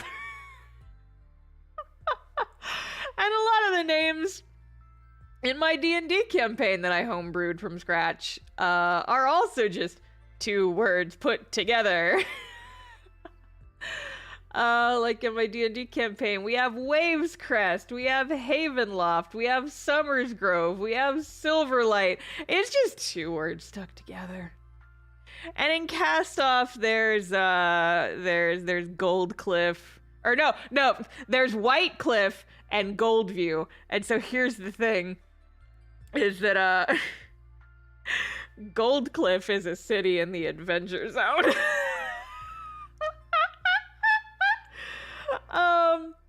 So I changed. I took. He's like, oh well, the city of Goldcliff. Well, what if I just change the color? Yeah, it's the city of Whitecliff now. Yeah, that's my place now. That's my place now. And then the city of Goldview is just named that because I knew that it was gonna be, you know, the whole idea was like it was a city where you would get a really nice sunset. And so the gold sunset, Sunview, Goldview, that's the name of the city. Yep. But another fun fact is that a lot of the place names in Cast Off are based extremely loosely on names from Fire Emblem Awakening. Because when I was first scripting the comic, I was very into Fire Emblem Awakening, and so if I had a place that did not have a name yet, I substituted in one of the names of a Fire Emblem place. And so literally in the earliest drafts of the script, I am not kidding, this is 100% true. Alveria, the country that Cast Off takes place in the earliest drafts of the script, I was literally calling it Elise, like Yllese or something like that, Yllse, which is the country that Fire Emblem Awakening takes place in. And Frankie's country, Farron, in the original script, I called it Ferox, which is another country in Fire Emblem Awakening. There's other examples, but those are the main two. It's like, okay, I have to come up with a name for this place. I'll come up with a name for it later, but for now I'm just gonna type in the name of something that's in Fire Emblem. Yeah, so that is 100% true. That is 100% true. And that's some secret lore for you guys. Because Farron was originally called Ferox, but I was like, well, Frankie's from there. Frankie's a robot. Fe is the thing, is the symbol for iron in the periodic table. So I'm gonna keep the Fe part, and I'll just switch it around a little bit. And I actually have other naming conventions like that too. All of the so a lot of it was like I kind of took this name, I just scrambled the letters a little bit, and now it's a new thing, and now it's my thing. I also did that. I don't know if I've ever talked about this. I also did that with all of the elven names in the comic were kind of taken loosely from like angel names. So there's the trio of elves that we meet in chapter 6, and all of their names are based off of like angel and archangel names. Because I just thought they sounded cool. But I just changed some of the letters around. I thought it was cool. That's actually where Zara's old name came from too. It was originally a lot longer, but I changed it. It's one of those things that got lost in the development. But Zara's original name came from the name of an archangel. So that's very emo and like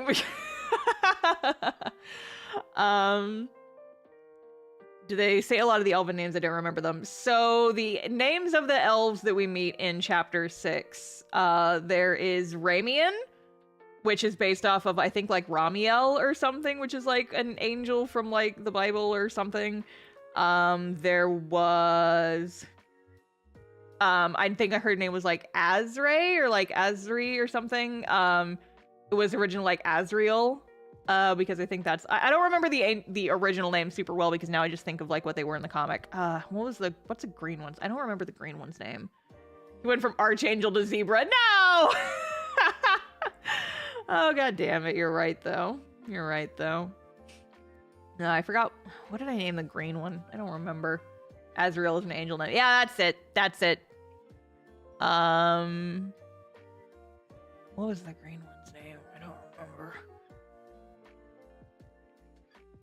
I'm gonna look it up really quick. Nobody's allowed to make fun of me. I drew this chapter like 5 years ago. Longer than that, actually. Chapter 5. I need chapter 6. Sayri, that's what it was. So, Sayri was originally like... oh god, I can't remember what the original name was for that one.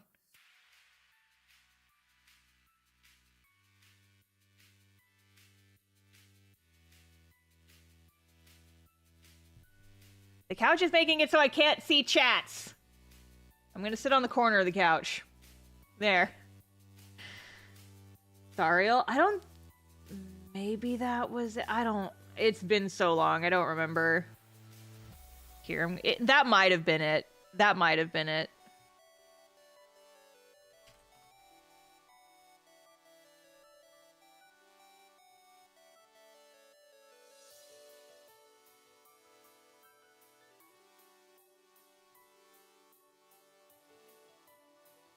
List of angels in theology. Thank you. Oh boy, there's a lot of them.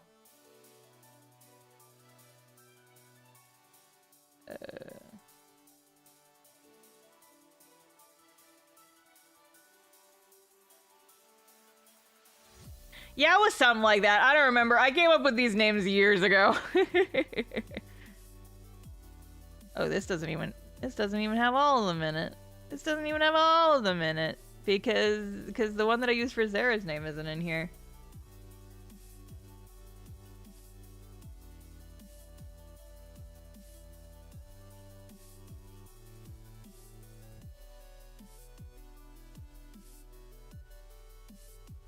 Remiel? Was that it? Oh gosh, I'm trying to remember now. But yeah, so TLDR is that all of the elven names in Castoff are based off of angel names. Because I thought it was neat. Oh god, I was especially proud of Zara's. Because the angel that Zara was named after was like...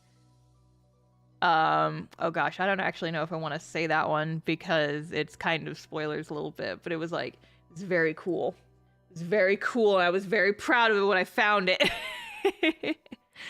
It was basically saying something like, he's like an angel that like leads specifically like... Oh god.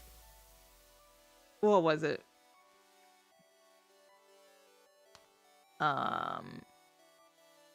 It was like the name of an angel whose main thing was like leading child souls to like to heaven or something like that. It was neat, and I thought it was cool when I was like 18. But yeah. So yeah, all of the elven names are like angel names, but with a couple of the words mixed up because I'm that type of nerd. But yeah. I don't actually know like a whole lot about like angel mythology and stuff. I did not go to church very much as a child. I just thought that the names were neat, you know? And I had an angels and demons phase just like everybody else who was in 6th grade at one point. But yeah.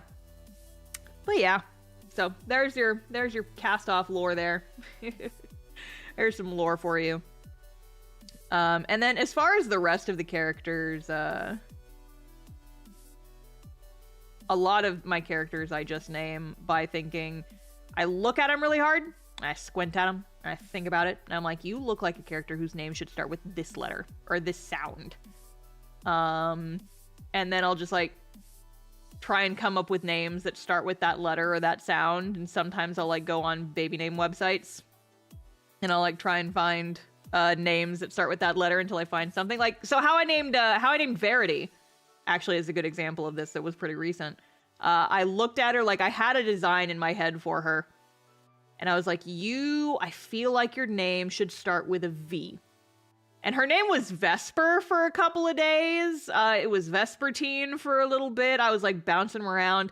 I don't remember exactly how I found Verity. I may have seen Verity on like a baby name website or something.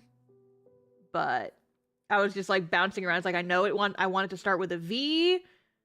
like this approximate sound. But no, like when I first came up with her name was actually Vesper for a little bit. And that's what she was going to be called. And just saying it sounds so wrong now. It's like, that's not her name. That's not her name. Who is that? That's not her name. Oh yeah, Vector does not meet the brief for the elves named after angels bit, because Vector I came up with long before I came up with that naming thing. Vector was, and I mean it makes sense though too, because Vector was not like, he's kind of an elf, but also he kind of isn't. But so his name is Vector because I thought it sounded cool, and then I had to come up with a reason why Miss Jacobs would have named him that. And so my joke is that Miss Jacobs just really likes math. And that's why he's named that. Or also it's just like, you know, he came from a really strong direction. I don't know. I'm just like, I didn't name him that. Miss Jacobs named him that. Why did she name him that? I don't know. She's weird. She's just weird. I don't know. Oh boy. Anyway.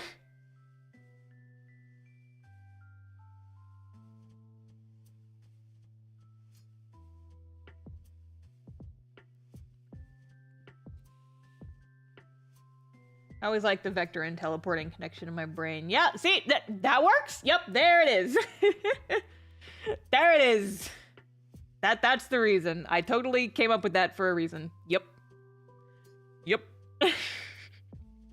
Yep.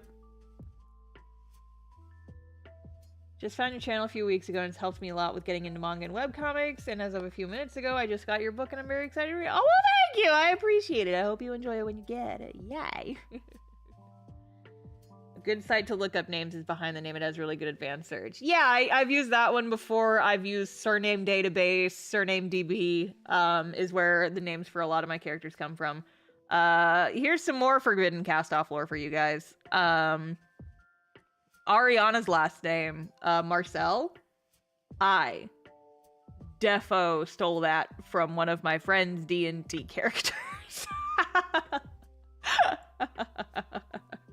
I had a friend. I was not in this campaign because I didn't start playing D&D until several years after college, but a group of my friends were all in the same D&D campaign together. And I would hear about their exploits. Occasionally they would like tell me about the things that they would get up to.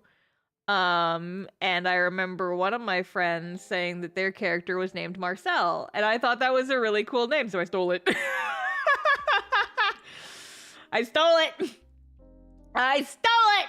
So that's where Ariana's name came from. Frankie's named after the character from One Piece, despite the fact that I have not read or watched One Piece. I just thought the name was cute. See, sometimes if there's just like a name I like, it doesn't matter the context, I'll just take it and I'll just put it in my database of I will name a character this at some point. I actually read the first couple of chapters. Why does Vector call Miss Jacobs and not something more intimate like Mom? Good question. Glad you asked. Anyway.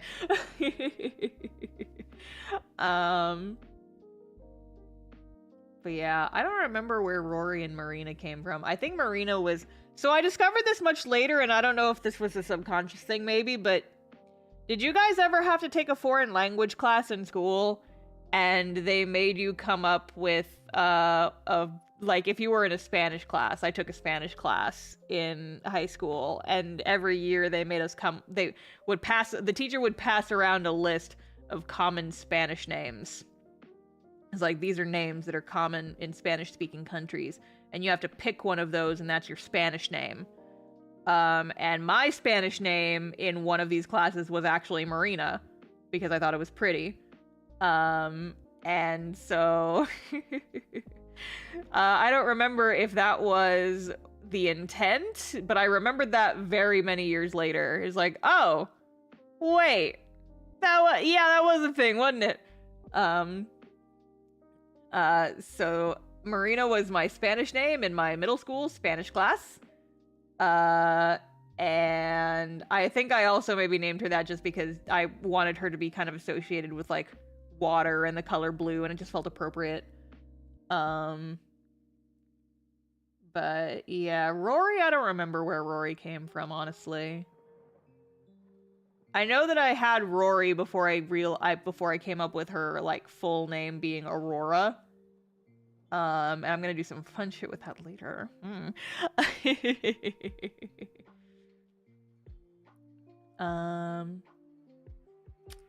Zera I already explained. Everybody else just kind of came from the back of my head. Like, Liam was a fun example. Liam was just an example of, I just really like the name Liam, and I need a random character for this scene. Boom, your name is Liam now. Sonia is a name from Rune Factory that I stole because I liked it. And I said, this is a fun name. I like it. Yoink, it's mine now. I will use this at some point. And then when I was coming up with, like, some little guys for Zara to talk to, I was like, yeah, your name is Sonia now. Congratulations. Thumbs up. And then Taryn, I don't remember where Taryn came from. I don't remember. It's probably just like... Oh, so one thing is... so here's the thing. I have not decided on all of their names. Because I haven't had time to sit down and think about it. But I don't know if anyone has put this together yet with the few names that we do have. But Taryn's family, they're all named after, like, nature words. So his name is Taryn, and he has a sister named River. And he has another sister named something else that I totally remember. And I'm not looking at the archive right now to remember what it was. Where is it? I know he said it at some point in here.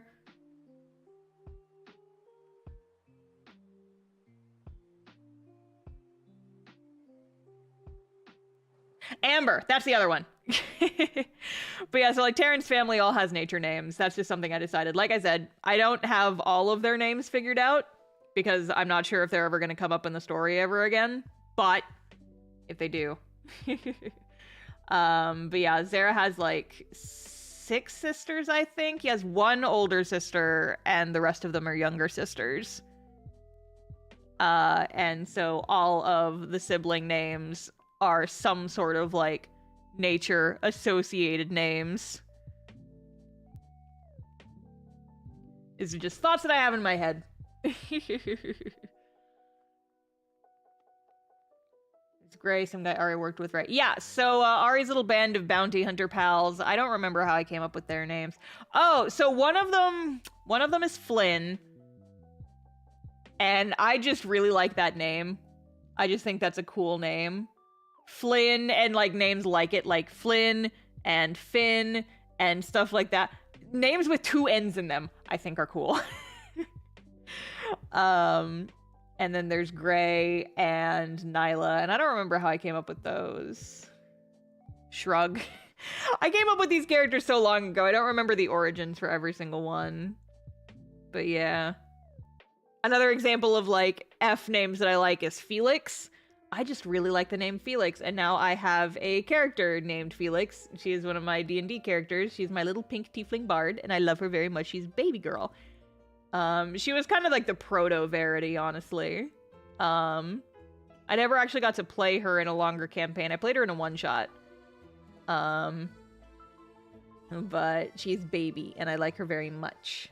And then I kind of took that energy, and I put it a little bit into Verity, and I was like, what if I make her really sad, though? I like the idea of Felix being used as a girl name.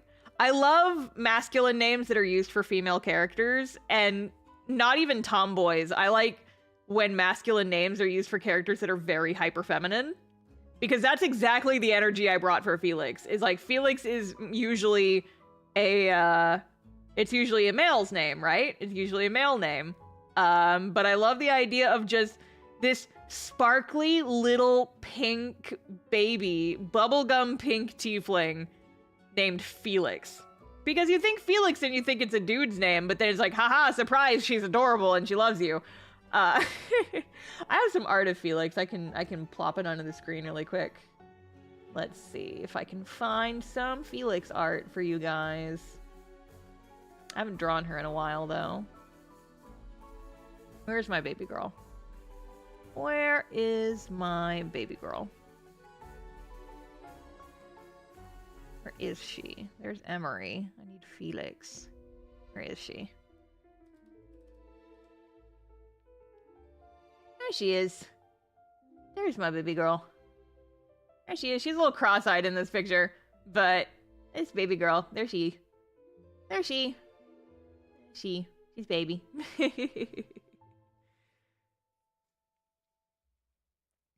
But yeah.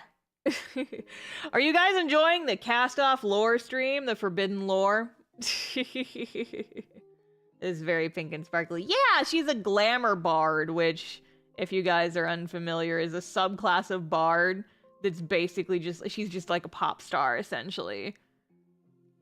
They're supposed to be like very glittery, very bewitching type of characters. She was from the Feywild. That was her whole thing.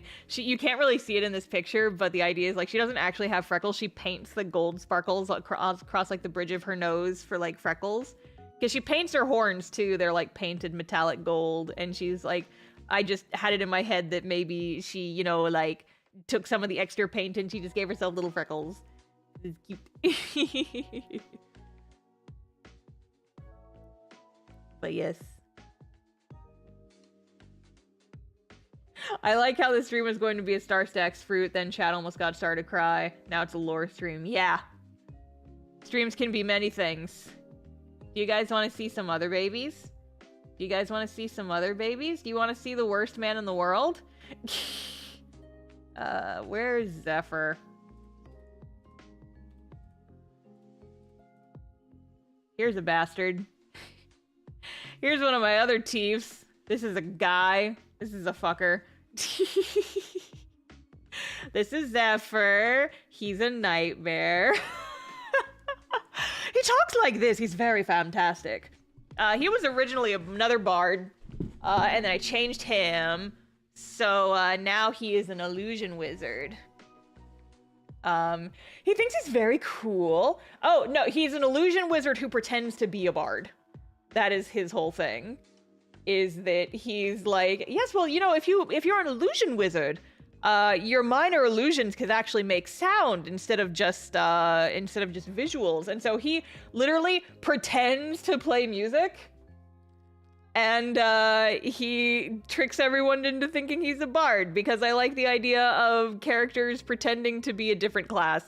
It's very fun and amusing for me. And so that's what he was a character I was obsessed with for a really long time, because I went so deep into crafting his whole backstory and his whole shit, and I love him so much. But I never actually got to play him in a campaign. The one campaign that we started that I was gonna play him in, ended after like 2 sessions, because we just couldn't keep it going. But this is the guy, he was like my primo brainworms for several months. I would just like go take walks around the building at my old apartment complex, and I would just like think about this guy, and I would just like think about the shenanigans he'd get into, and I just think about what his personality was like, and he was so much fun. I was actually, when Jay first contacted me about What's Left of Us, this was in my primo I am obsessed with Zephyr phase, and so my thought was, oh my god, I can finally play Zephyr. But this was back when Zephyr was still a bard. This was before I changed him to being a wizard.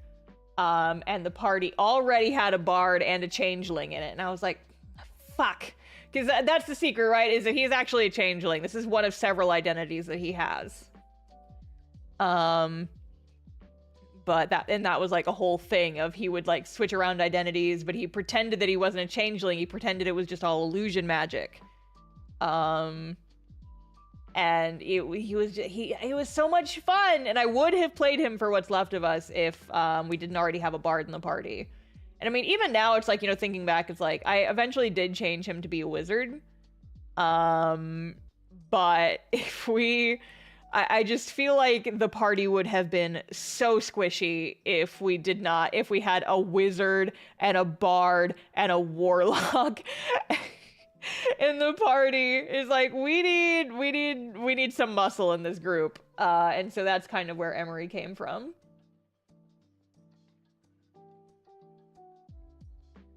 But yeah. What are my other D&D? I have like, my thing is like, I have a lot of D&D characters that I come up with and then I never got to use them, so I just use them in, I just use them as NPCs. So I ended up using Zephyr as an NPC in my home game, and then he got to just be a DM PC for a little while. And that was really fun because, like, he wasn't an official character, but I still got to go through, like, his whole character arc of, like, the party discovering he was a changeling and how he reacted to that. And, like, I got to have so much fucking fun with him. It feels like I almost did get to play him as, like, a proper campaign. But, you know, maybe someday I'd take some of his energy and put it onto another character or do something else. But I can't do it with the group of friends that I usually play with because they all know his secrets now. And part of it is like, all my characters that I play, they have to have some kind of spicy secret, right? Let's see. What are some other characters that I haven't talked about too much? Where's Cyrus? That's a motherfucker. Where's he? Here he is. My green guy. So my goal is to someday have an entire rainbow of tieflings, and so this is Green Ranger. This is Green Ranger. I almost played him for our new Sunday game that we just started, but I ended up not because I was having some issues with his character. The idea for this guy is that he is a Fey Warlock / enchantment wizard. And I wanted this guy to be the most morally gray motherfucker you've ever seen in your life. Very much like type of guy who is not malicious about it, but is very manipulative because he likes to get what he wants. Like, again, he doesn't do it because it's just like, oh, I will make you do this thing for me because I am evil and that is what I do. It was like, he realized that he could use his magic, like enchantment magic or whatever, to make... So his whole story was that whatever his backstory, which is kind of like, I have a couple of different ideas of how he can get to his point in the story.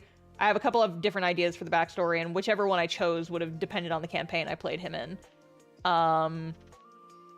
But my original concept for him was that he, no matter what his backstory is, he's a little fucked up, as you can see. He's kind of half turned into a tree for reasons. And he's got, like, not the best sense of morality because he didn't really grow up with one. He was just kind of, like, he discovered that he could use enchantment magic for his benefit, and he just kind of ran with it, right? And so I had this mental image of, like, he was getting bullied at the academy that he lives at, and he didn't like being bullied, and so he used, like, charm person or whatever to make his bullies stop bullying him. And then he was like, oh, so I can use this magic to change how people act and do different things, and then they can do what I want them to do. That's very convenient. And so it would have been like a thing that the party kind of has to teach him morality, like, as the game goes on, he kind of, like, comes to learn a little bit. There's, like, you know, maybe being kind of manipulative isn't the best thing in all circumstances, but he'd be like, blink, blink, what do you mean? These people were bullying me, they were doing bad things, and I can make them not do the bad things anymore. Are you saying that bad things happening to me is good? I don't understand. And so that was, like, his whole character, right? The problem I had with him, and the reason I didn't end up playing him for our Sunday game, is that I personally, like, me, Star, was butting heads with his personality so much, because that is so fundamentally different from me as a person. I was having trouble getting in his head. Like, legitimately. To the point where I was like, I like messaged Jay and I was like, I don't know how I'm gonna play this character. I'm just like stuck on this guy. He got a taste of power and become obsessed with it. But like, it's not even really an obsession. Like, it could have potentially gone down that route, but it was more just like, it was just ingrained into his life. It's like, this is just part of it. Someone says they don't want to do this thing. Oh, well, I can help with that. I can make them want to do this thing. I'll just use magic and make them want to do the thing, and it's easy. And like, he doesn't really see why that is wrong. It's not even like I said, he's not malicious about it. He just doesn't understand why enchantment magic is seen as like a bad thing, because to him, it's only ever been a net positive. It gets him what he wants. Like, he's not an evil character, but he's a very interesting character, I think. But I wasn't really ready to play him. Who do you play for the Sunday game? I am so glad you asked, because I was just about to bring her up. So the character I play for my Sunday game is Lapis. Look at her, she's baby. She's baby. She's a little, so this is the first time I haven't played a tiefling in a while. So she is an elf. She's a little baby. Her name is Lapis. And I can't talk too much about her because the folks who are in the Sunday game might see this, and I don't want them to get spoiled for her. But she's just a little baby. Her whole concept is that she is a bard with such crippling stage fright that she can't actually perform in front of people. She's very shy. She has a lot of social anxiety, but she wants to be a musician. She wants to be a performer. Like, she's very good at playing musical instruments. She just, if anyone ever listens to her playing and she knows that they are listening, she tenses up and she freaks out and she can't actually play. And she's trying to get over that, and it's been a really hard time for her, the poor thing. Does her hair have blue tips? Yes. She has blue eyes and she's got like the blue hair tips because I thought it was pretty. But yeah. She's baby. She does not I can't talk too much about her because, like I said, we're not very far into this campaign, and a lot of her like secrets and bits have not come out in the campaign yet. So I can't talk about her too much. But if folks remind me after the stream, maybe I will make another thread like I have for the Verity game. Our Thursday game, I have a thread on Discord where I post recaps of all of the sessions that we do. And maybe I'll make one for the Sunday game and start posting my recaps in there as well, because there's some fun stuff that's been happening in that campaign. We adopted a skeleton. His name is Dave. He's a vampire, but he's just the top half of his skull. We put corks on his teeth so he can't bite people. His name is Dave, and we adopted him. He talks like this, is like, I'm going to raise an army of the dead, and you will all be my minions. We love Dave. Dave is now, Lapis just like, she took him and she adopted him, and she's just like, he's kind of pathetic. Can we keep him? And the party cleric is like, no, we're not gonna keep him. And then Lapis is like, but look at him. We can't just leave him here. So now she has a Dave, and she likes Dave, and now her mission is to fix Dave. So that he does not want to be evil and he just wants to be their friend.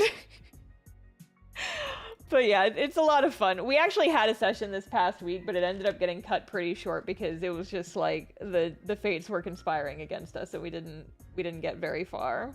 But you know, in the future, we're trying to. I can fix him. Yeah, exactly. See this like ancient vampire lord who's not very good at being a vampire lord, and he's shitty and kind of pathetic, and was apparently turned into a vampire as a joke. And he doesn't realize that he needs to bite people in order to regenerate, and now he's just a skull. And he keeps talking about how he wants to, like, raise an undead army, and he wants to be evil, and he wants to, like, have a bunch of minions, and he keeps saying that all of our party will be his minions. If I'm just nice enough to him, maybe I can get him to stop being evil, and then we can have a vampire friend. That is her goal. That is her goal. She wants to fix him now. She's like, this is a little guy. I bet I can make him not evil. So that's her new character arc. is she's going to fix Dave. She's trying really hard, to be fair. To her credit, she's doing her very best. Yeah, do I have any other characters? I mean, we know Emery. We know about Emery because she's my girly pop from the stream game. That's the easiest one for me to talk about because if you guys want to watch that, you can just go watch the show. Our D&D show, What's Left of Us. And hey, did you guys realize that we've got a new episode of What's Left of Us happening this coming Friday? Oh, dang. Oh, my God. Who's left in your Rainbow Tiefling collection? I have a red one. That's Emery. I actually do have an orange Tiefling. I played him in a Pacific Rim themed one-shot we did for Zoe's birthday last year. I know I drew at least one piece of him, but I don't know if it is in my art folder because I drew it in Procreate. So it might just be on my laptop. I don't know if it is on my computer. I don't think it is. I only drew like one art of this character. But his name is Hayden. Hayden Indigo. He is an orange tiefling himbo. And he pilots a mech named Rutabaga Quick Draw. Because it was I just kind of came up with it off the top of my head. And it worked. And he's a country boy. And he's very cute and I like him. Pacific Rim one shot. Yeah! Zoe really likes Pacific Rim, and so for her birthday last year, Jay ran a Pacific Rim themed D&D one shot where we all had mechs. And we were fighting big monsters. And it was fun. It was very fun. So we did that. That's Hayden. I do not have a yellow tiefling. My green tiefling is Cyrus. My blue tiefling is Zephyr. My purple tiefling is Verity. My pink tiefling is Felix. So that's my rainbow. I would also like to eventually have a tiefling who is just like actually white, like porcelain white, because I think that would be very cool. I'd love her to be like a death cleric or something, like something spooky. I'm thinking like pure white and either white or black hair. And like the black eyes with black sclera. I think that would be really cool. Maybe she's a vampire. I don't know. But so eventually someday white tiefling would be cool. I want to have a whole rainbow of them. And I want to make like a merch set with them. And they're not going to sell well because they're all original characters. But I like them. They're my RGB tiefs. My RGB tieflings. They're little guys and I like them. I want to do, I would love, so I've made acrylic stands of Emery. I've made acrylic stands of Verity. And I'm not planning on restocking the Verity merch, but maybe I will after the D&D video goes live, because if people like my baby girl, then maybe Verity sold out, don't underestimate that. Yeah, but it was just because, like, I had to produce 10, and I wanted to keep one for myself, so I had to sell 9 more. But I would love to make acrylic stands of the rest of my Tiefs. At the very least, Zephyr and Felix, I feel like, need to join the lineup. Yeah. Borklaser 9000, thank you for joining the memberships. 12 months. Oh, dang. Whole year. Let's go. Nice, nice, nice. Thank you so much. When you're hyped, love your stuff. Start. Thank you, thank you, thank you. You got the blue star. I think you're the first person to have that. I think you're the first person with a blue star next to your name. Let's go. I've been waiting for her to restock. Oh no, really? Oh, well, maybe I will. With the D&D video coming out soon, maybe I will restock Verity. I wasn't ever planning on restocking her because I mostly made her for me. I mostly made her for me. Is the thing. People want the babies. Yeah, well, maybe. My thing is that, like, my manufacturer has a minimum order quantity of 10. So I know that I have to sell at least 10 every time I restock. But, like, original characters don't tend to sell as well. So I'd basically have to be selling them, like, on their designs only. And a lot of these characters I haven't even played in a game before. So those might be a little bit of a harder sell. But who knows? Who knows? Listen, when the D&D video comes out and everybody else and their mom falls in love with Verity just like me... Maybe I will restock the Verities, but I should do that beforehand because that video is going to take a few more months. Did you guys ever see? Did I show you guys? Look at this squad. Look at this crew.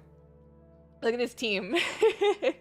I drew the Thursday game squad. I drew them, and they look at this team. Look at this gaggle of weirdos. Look at these nerds. I love them. I love them. I need her to go next to the little Emery. Aw. New comic? No. God, no, I do not have time. But I am currently working on a storyboarded animatic type narrated audiobook summary of the Thursday game campaign, and this is the squad. This is the squad from that game. There's my little Verity in the armor in the middle, and then the rest of the squad. I'm still working on the video. It's going to take 1,000 years.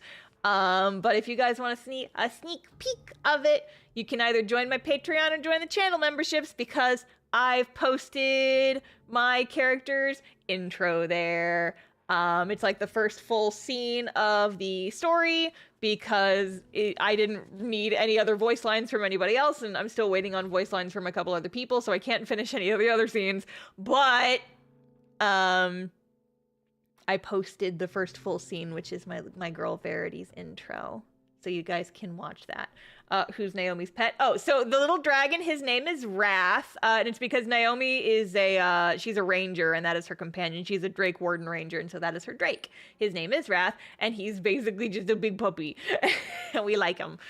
But yeah, so I am working on just like a gratuitously long animatic featuring all of these characters, and it's going to be over an hour and a half long. It is going to take me many, many months to work on, but if you guys ever want to watch me work on it, come to my Wednesday streams, because I work on it on Wednesdays. Jared following up by saying, watch it. Yeah. Well, thank you for the memberships, Jared. Thank you for the additional 20 memberships for folks who want to go watch the video.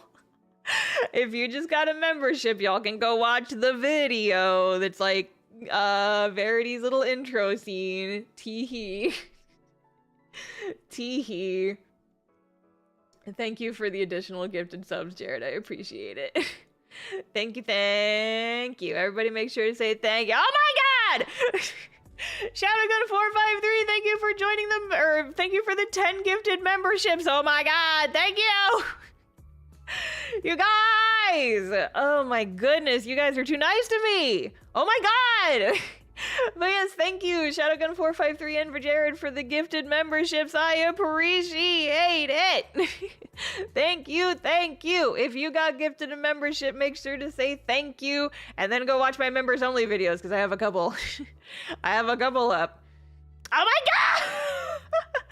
Bork Laser 9000, thank you for the 10 gifted memberships. Oh my goodness, you guys. You got new members for this stream, 85. Oh my god. Thank you guys. Thank you for the gifted memberships. I appreciate it. I don't think you guys realize I've gotten so many new memberships on the channel recently that I have slots for like 5 more emotes, and I have to decide what I'm gonna do with those. I have to decide what I'm gonna do with those. Also, yeah, I don't know how YouTube decides who gets the gifted memberships. I think you have to make sure that you have a setting turned on that will allow you to receive gifted memberships. I don't know too much about it. Over half your chat is now members. Yeah, I mean, I have a lot of people. Yeah, new emotes. I have a Shamecube emote. I have a Shamecube emote already. But yeah, you have to opt in if you want to get gift memberships. I don't know exactly where the option is, but it's well over half by now. Oh yeah, I've got like several total memberships. I've got probably over 300 at this point, because somebody, some folks, some kind and generous people keep donating gifted memberships. And I love it and I appreciate it very much, but I don't know what to do with all these nice things that are happening. Oh my god. So yeah, total members is at 260 before this stream started. So there's more than that now. More than that now. I feel judged. No, it's judging you with kindness. I don't. Every single stream, I don't know how you do it, my guy. I appreciate it so much. I'm just like, oh, don't move and shit. I don't mean to move. We'll just keep the squad up there. Hang it up there like a family photo. I don't know how to deal with things. No, it's true, I don't. I don't know how to deal with people being nice to me. I don't know how to do that. Just make Jared an emote. Honestly? It's probably earned it at this point. What would that even look like? Would it just be... just the word Jared real big as an emote? What would you even do with that? Just everybody spam it every time Jared comes in chat. But yes, I have my kitties as emotes. I need to figure out I need to figure out what other emotes I'm gonna do now. I need to figure it out. I don't know. Chaos is an emote. Oh, I'm sure. I'm sure. I have a yeehaw emote. I have a yeehaw emote. Cast off once? I could definitely do that, yeah. Cat tails emote. I mean, we got the kitty faces. Get cubed, idiot. I don't know how I would fit that into a single emote. It would be pretty small. we would do it pretty small. Because like, you guys have to think that the emotes are pretty tiny. Text is hard to do in emotes. Shadow the Hedgehog. Brother! We are not doing Shadow the Hedgehog emotes. What are you saying? No. Now. Now. I refuse. Oh my god, though. Oh my god. Oh my god. Sorry, guys. I'm abruptly changing the topic. I am very, very, very abruptly changing the topic. Guys! My mom has cats! My mom adopted kittens! Last week! I think it was like Friday or something. But my mom has been talking about how she wants cats. She wants kitties. And so she... apparently at the animal foster in her town, they had 2 orange kittens, like 7-week-old kittens, and she's like, I'm gonna go get them, and your dad didn't tell me no when I asked him, and so I'm taking that as a yes, and so my mom has 2 kittens now, and I'm gonna go visit them tomorrow. Yeah, Murphy and Max are their names. They're 2 little orange boys, and they're very, very cute. They're little babies, and I get to see them tomorrow. I get to go see them tomorrow, and I'm so excited. They're babies. My mom has sent me a couple of videos of them, and they're so cute. They are orange. They are orange, and I was like, Mom, you know that orange cats are the ones that are, like, famous for not being smart, right? And she's like, you haven't even met them. Should have named one Lasagna. Yeah, we name one Garfield and the other one Lasagna. And then they love each other because Garfield loves lasagna. Not one brain cell between the 2 of them. No. No. Not even a one. Are you going to have your cats meet your mom's cats? Eventually, yes, because I am going to have to... The number of animals in my home will have to triple at some point. Because at some point, my mom and my dad are going to take a vacation and they want me to take care of their animals. And you know, when my mom originally pitched this to me, it was just going to be their dogs coming over for a couple days.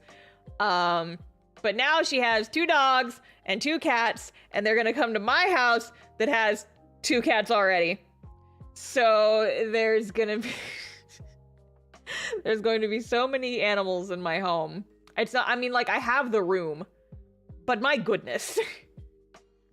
Please, cat videos. I don't know I don't have them downloaded on my computer, so I can't really show them on stream, but I will take pictures of them tomorrow. And then I will show you. I'll like post them in the Discord or something.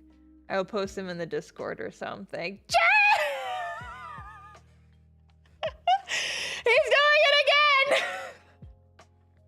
He's doing it again! Jen! Thank you for the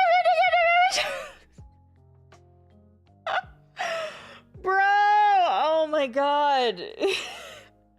Thank you. I appreciate it. He keeps doing it. He can't keep getting away with it. Yeah, we're definitely over 300 now. Oh my god. Oh my good golly gosh. Thank you. Thank you. Oh my god. How many did we get to today? I don't know. The total won't update until tomorrow. The total's not gonna update until tomorrow. Jared, thank you so much. I appreciate it. Oh my god. What the heck? I can't. That's so many. Oh my gosh. I don't even know what to say. Legitimately, thank you so much. Ah. Ah. I don't know what to say except thank you. You're welcome. So just chill. So just chill after dropping so many gifted memberships in this chat. Jeez. Jeez Louise. Ah. 90 gifted subs in the past 20 minutes. Ah! Ah! This is how we make Star cry. Yeah, apparently. Ah! Anyone want to drop 40 more? Ah! Stop! This is scary. See, if this was on Twitch, this would have been a hype train, but we're not on Twitch and we don't have hype trains here. Choo-choo, though. Choo-choo. Literally every single person in the chat's probably a member now. Not everybody, just because, like, it is an opt-in thing. You have to opt in to be able to get gifted memberships. I don't know exactly where you change that setting, so I'm not sure. But YouTubers are hype train. You know what? Actually, I do have a hype train for you guys. 1 second. 1 second. 1 second. 1 second. Where is it? Where is it? I know it's still in here because I did not delete it. Where is it? Where is it? Where is it? Yes! Yes! The train!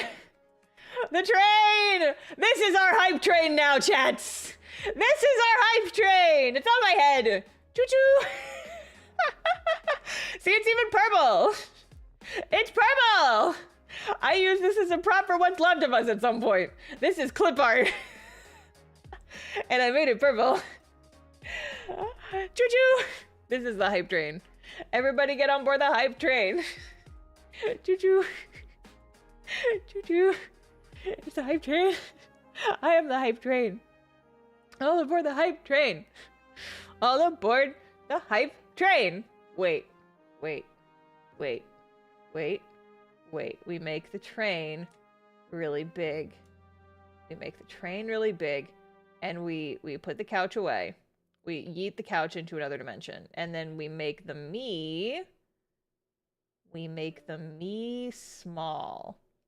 Make them no train. You stay there. No, I don't want to be attached to the train. We make the star small. No, get out of the way for a second, train. We make the star small, and then we put the star on the choo-choo train. Choo-choo. Is this the content you all have been waiting for? I am piloting the fantasy choo-choo. Choo-choo. Welcome to the hype train! Welcome to the hype train! I'm going! I'm on the hype train! Yay! Hype train! Here, can I make both the train and me larger? I need the train to take up most of the screen. And then I need to make the me big enough. No, I need to make the me bigger. And then I need to put the me behind. I need to move the me over here, and I need to put the train here, and then I need to tilt the train a little bit, and I need to put the train on the bottom, and I can't rotate it there. Okay, and then I put the me on the train. Yay! I'm on the train! Choo-choo! Yeah, I'm on the train! Welcome to the hype train! Are you on yet another fantasy Choo Star? You know what happens. Do I? Do I know what happens? I'm on a train! Bitches. Choo-choo. Choo-choo. This is my hype train. Found in YouTube support. Using a creator's unique opt-in URL. Link to channel page with allow gifts at the end. Okay, well, there you go. There you go. If you guys want to allow for gifted memberships, that is apparently how you do it. Let me see if I can't copy that link. One sec. youtube.com/the_@allow_gifts. Allow gifts option is not available on this channel. That might just be because it's my own channel. Everybody else see if that link works for you? I don't know if that link will work, but potentially that could be the thing that makes it work. It said the same thing for me. Then I don't know. Then I don't know, gang. Did not work, huh? It works for me. Okay, it's working for some people. I don't know what the difference is. Maybe, I don't know what it's doing. I don't know how YouTube works, gamers. It won't work for brand accounts. Oh, so if you're on a brand account on your YouTube, then I guess it won't work, maybe? Perhaps that is the reason why. Tell me why YouTube doesn't make sense. Tell me why everything. I'm gonna reorient. I'm gonna do my train a little bit. Yeah. We're not gonna point out that you can see my feet underneath the train. It's fine. It's fine.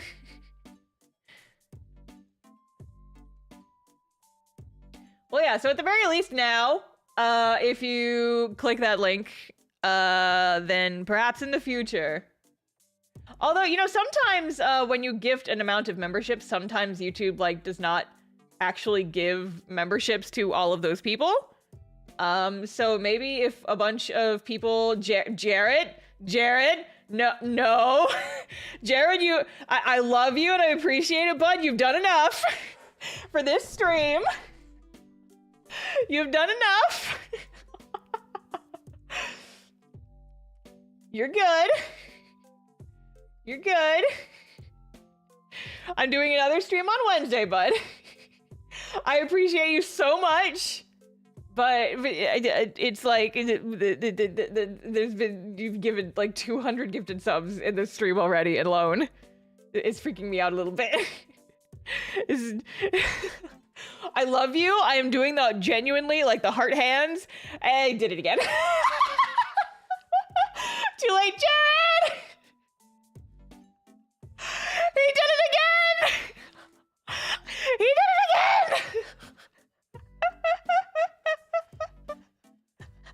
I can't stop him! He has a mind of his own!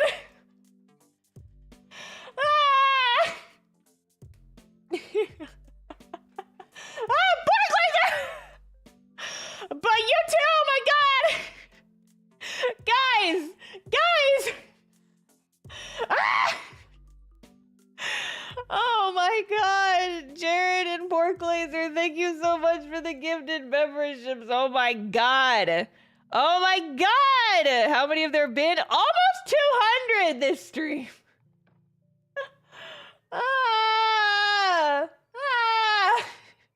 Guys! I don't know what to do about this! I don't know what to do about this! I don't know how to respond to people being so nice to me!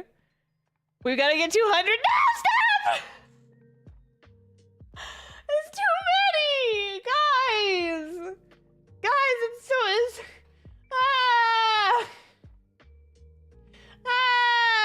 But...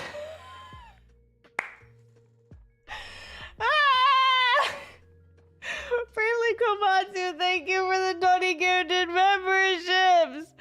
You guys are being crazy right we're at 190. I think YouTube is still figuring out who it can give memberships to. It's still in the process of... Zoe! Oh my god!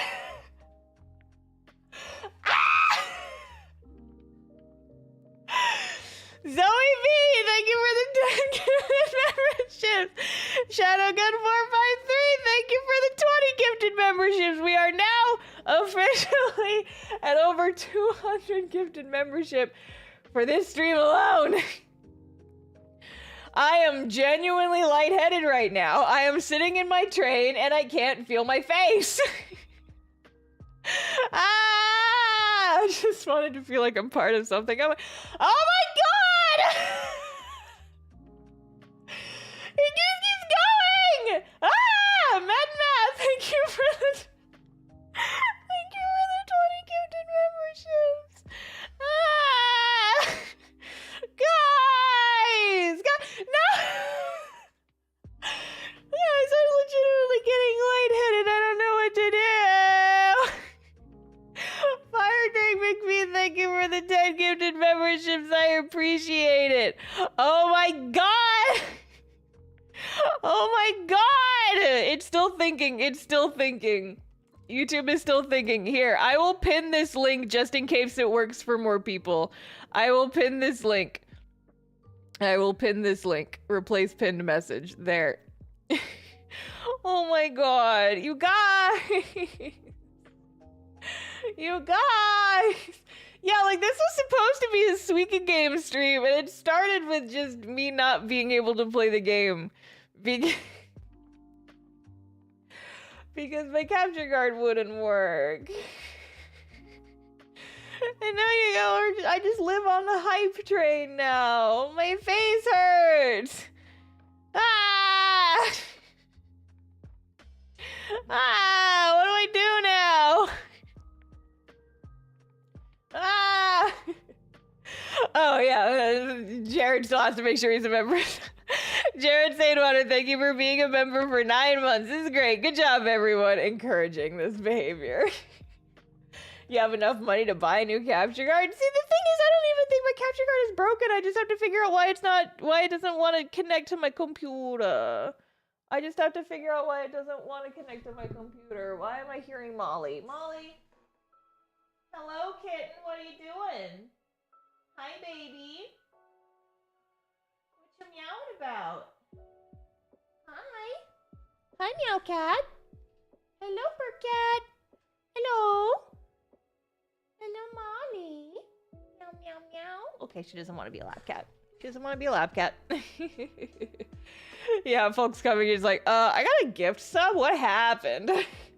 I wasn't even on the stream. Yeah, YouTube is just like scrambling now. It's trying so hard to find people to gift subs to.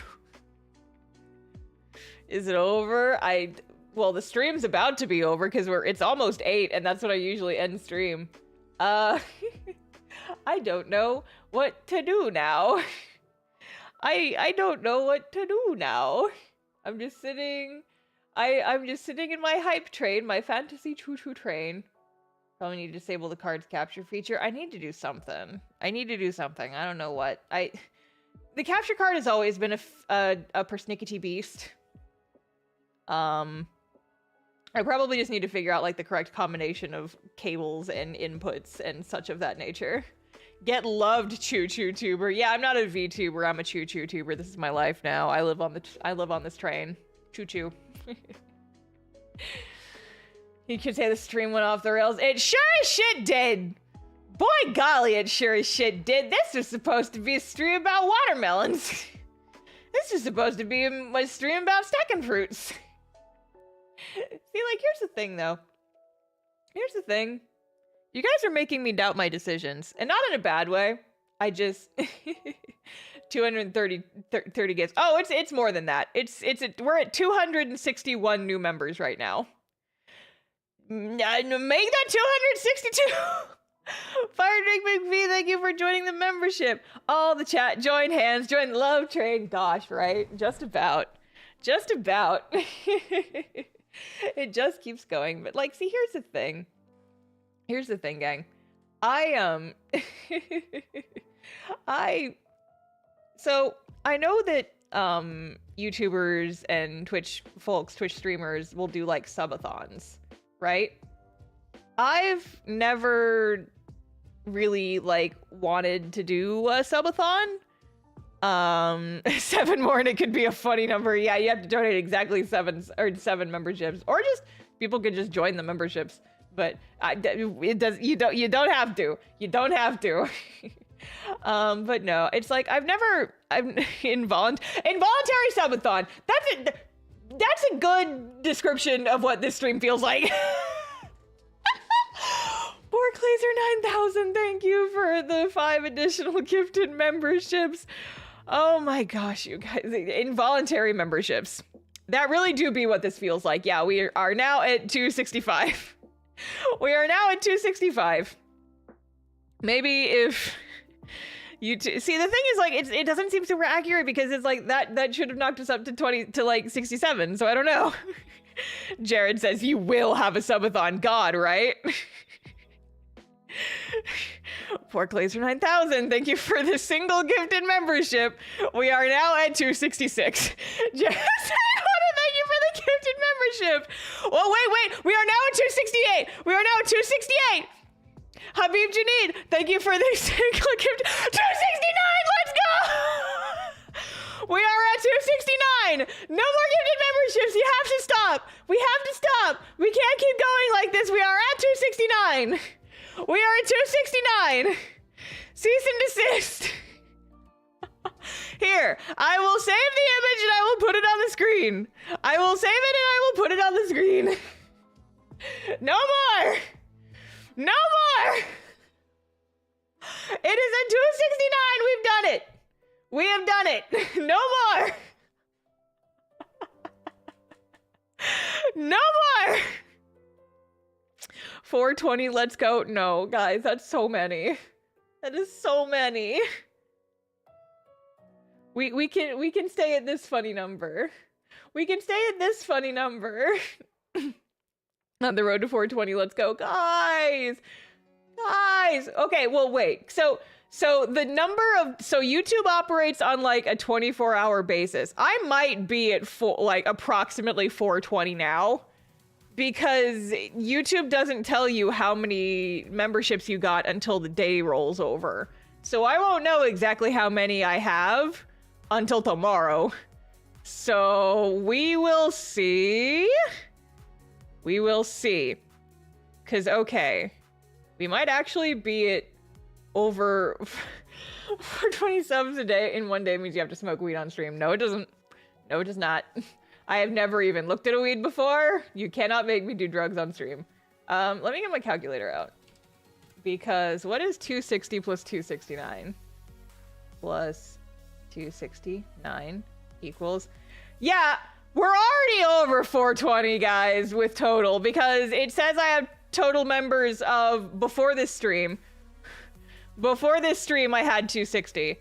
And now this stream alone, I have gained 269. We're already well over 420, guys. We are well over 420. That's several. That is so many. We have to hit 69, 69. Jay, do not encourage this behavior. Do not encourage this. I'm so scared. I am so scared. We need to aim for 690. Guys, I'm gonna have heart palpitations. Guys, I don't know how to deal with people being this nice to me. Guys, the stream is ending in like 10 minutes. Guys. Anyway, I'm just gonna go back to my tangent I was going on. It's like, I've never had the motivation nor desire to do like a subathon or anything, because it just feels like, it's like, well, it's like, I don't really do much for memberships. I do, you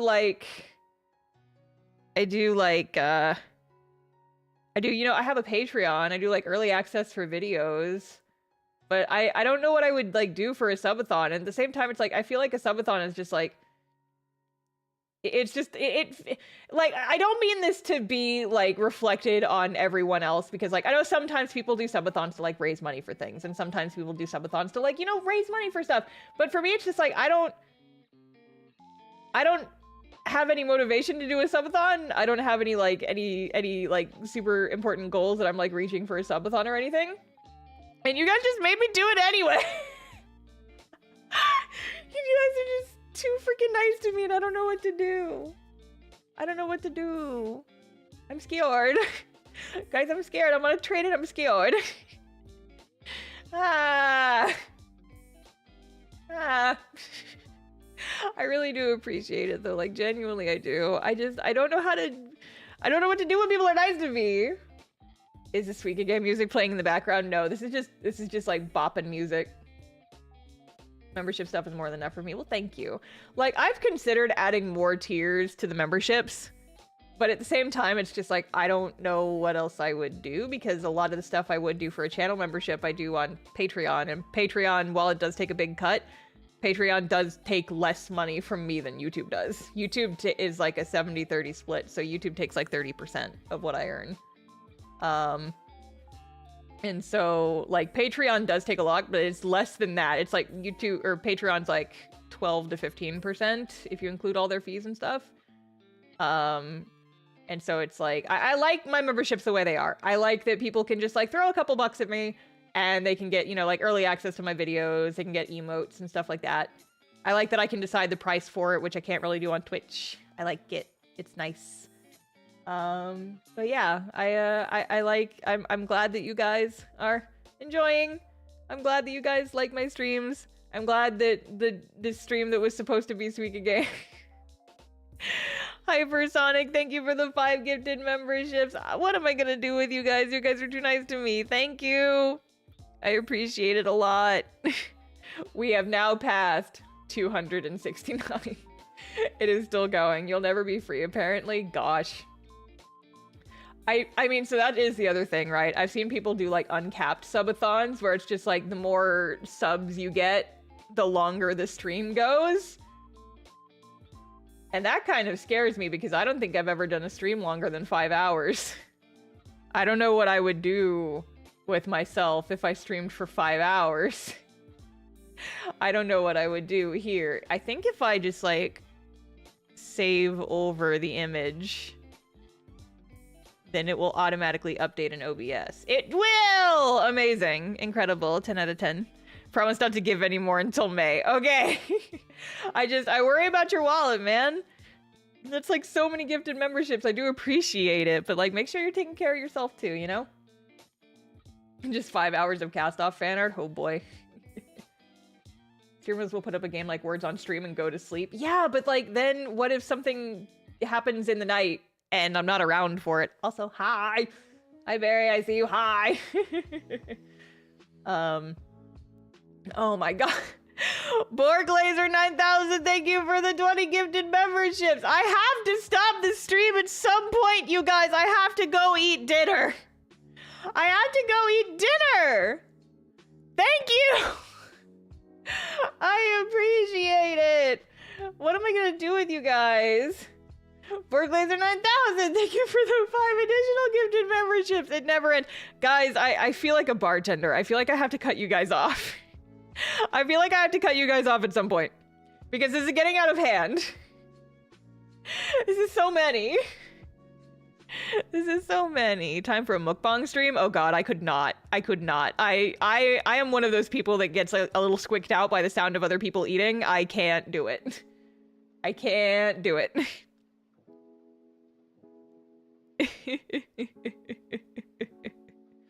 Thank you, guys. Thank you, genuinely. Are you capable of cutting them off? I can't just end the stream, but I could just end the stream, but like, congratulations to Kaname Date of all people for getting Date? Hello?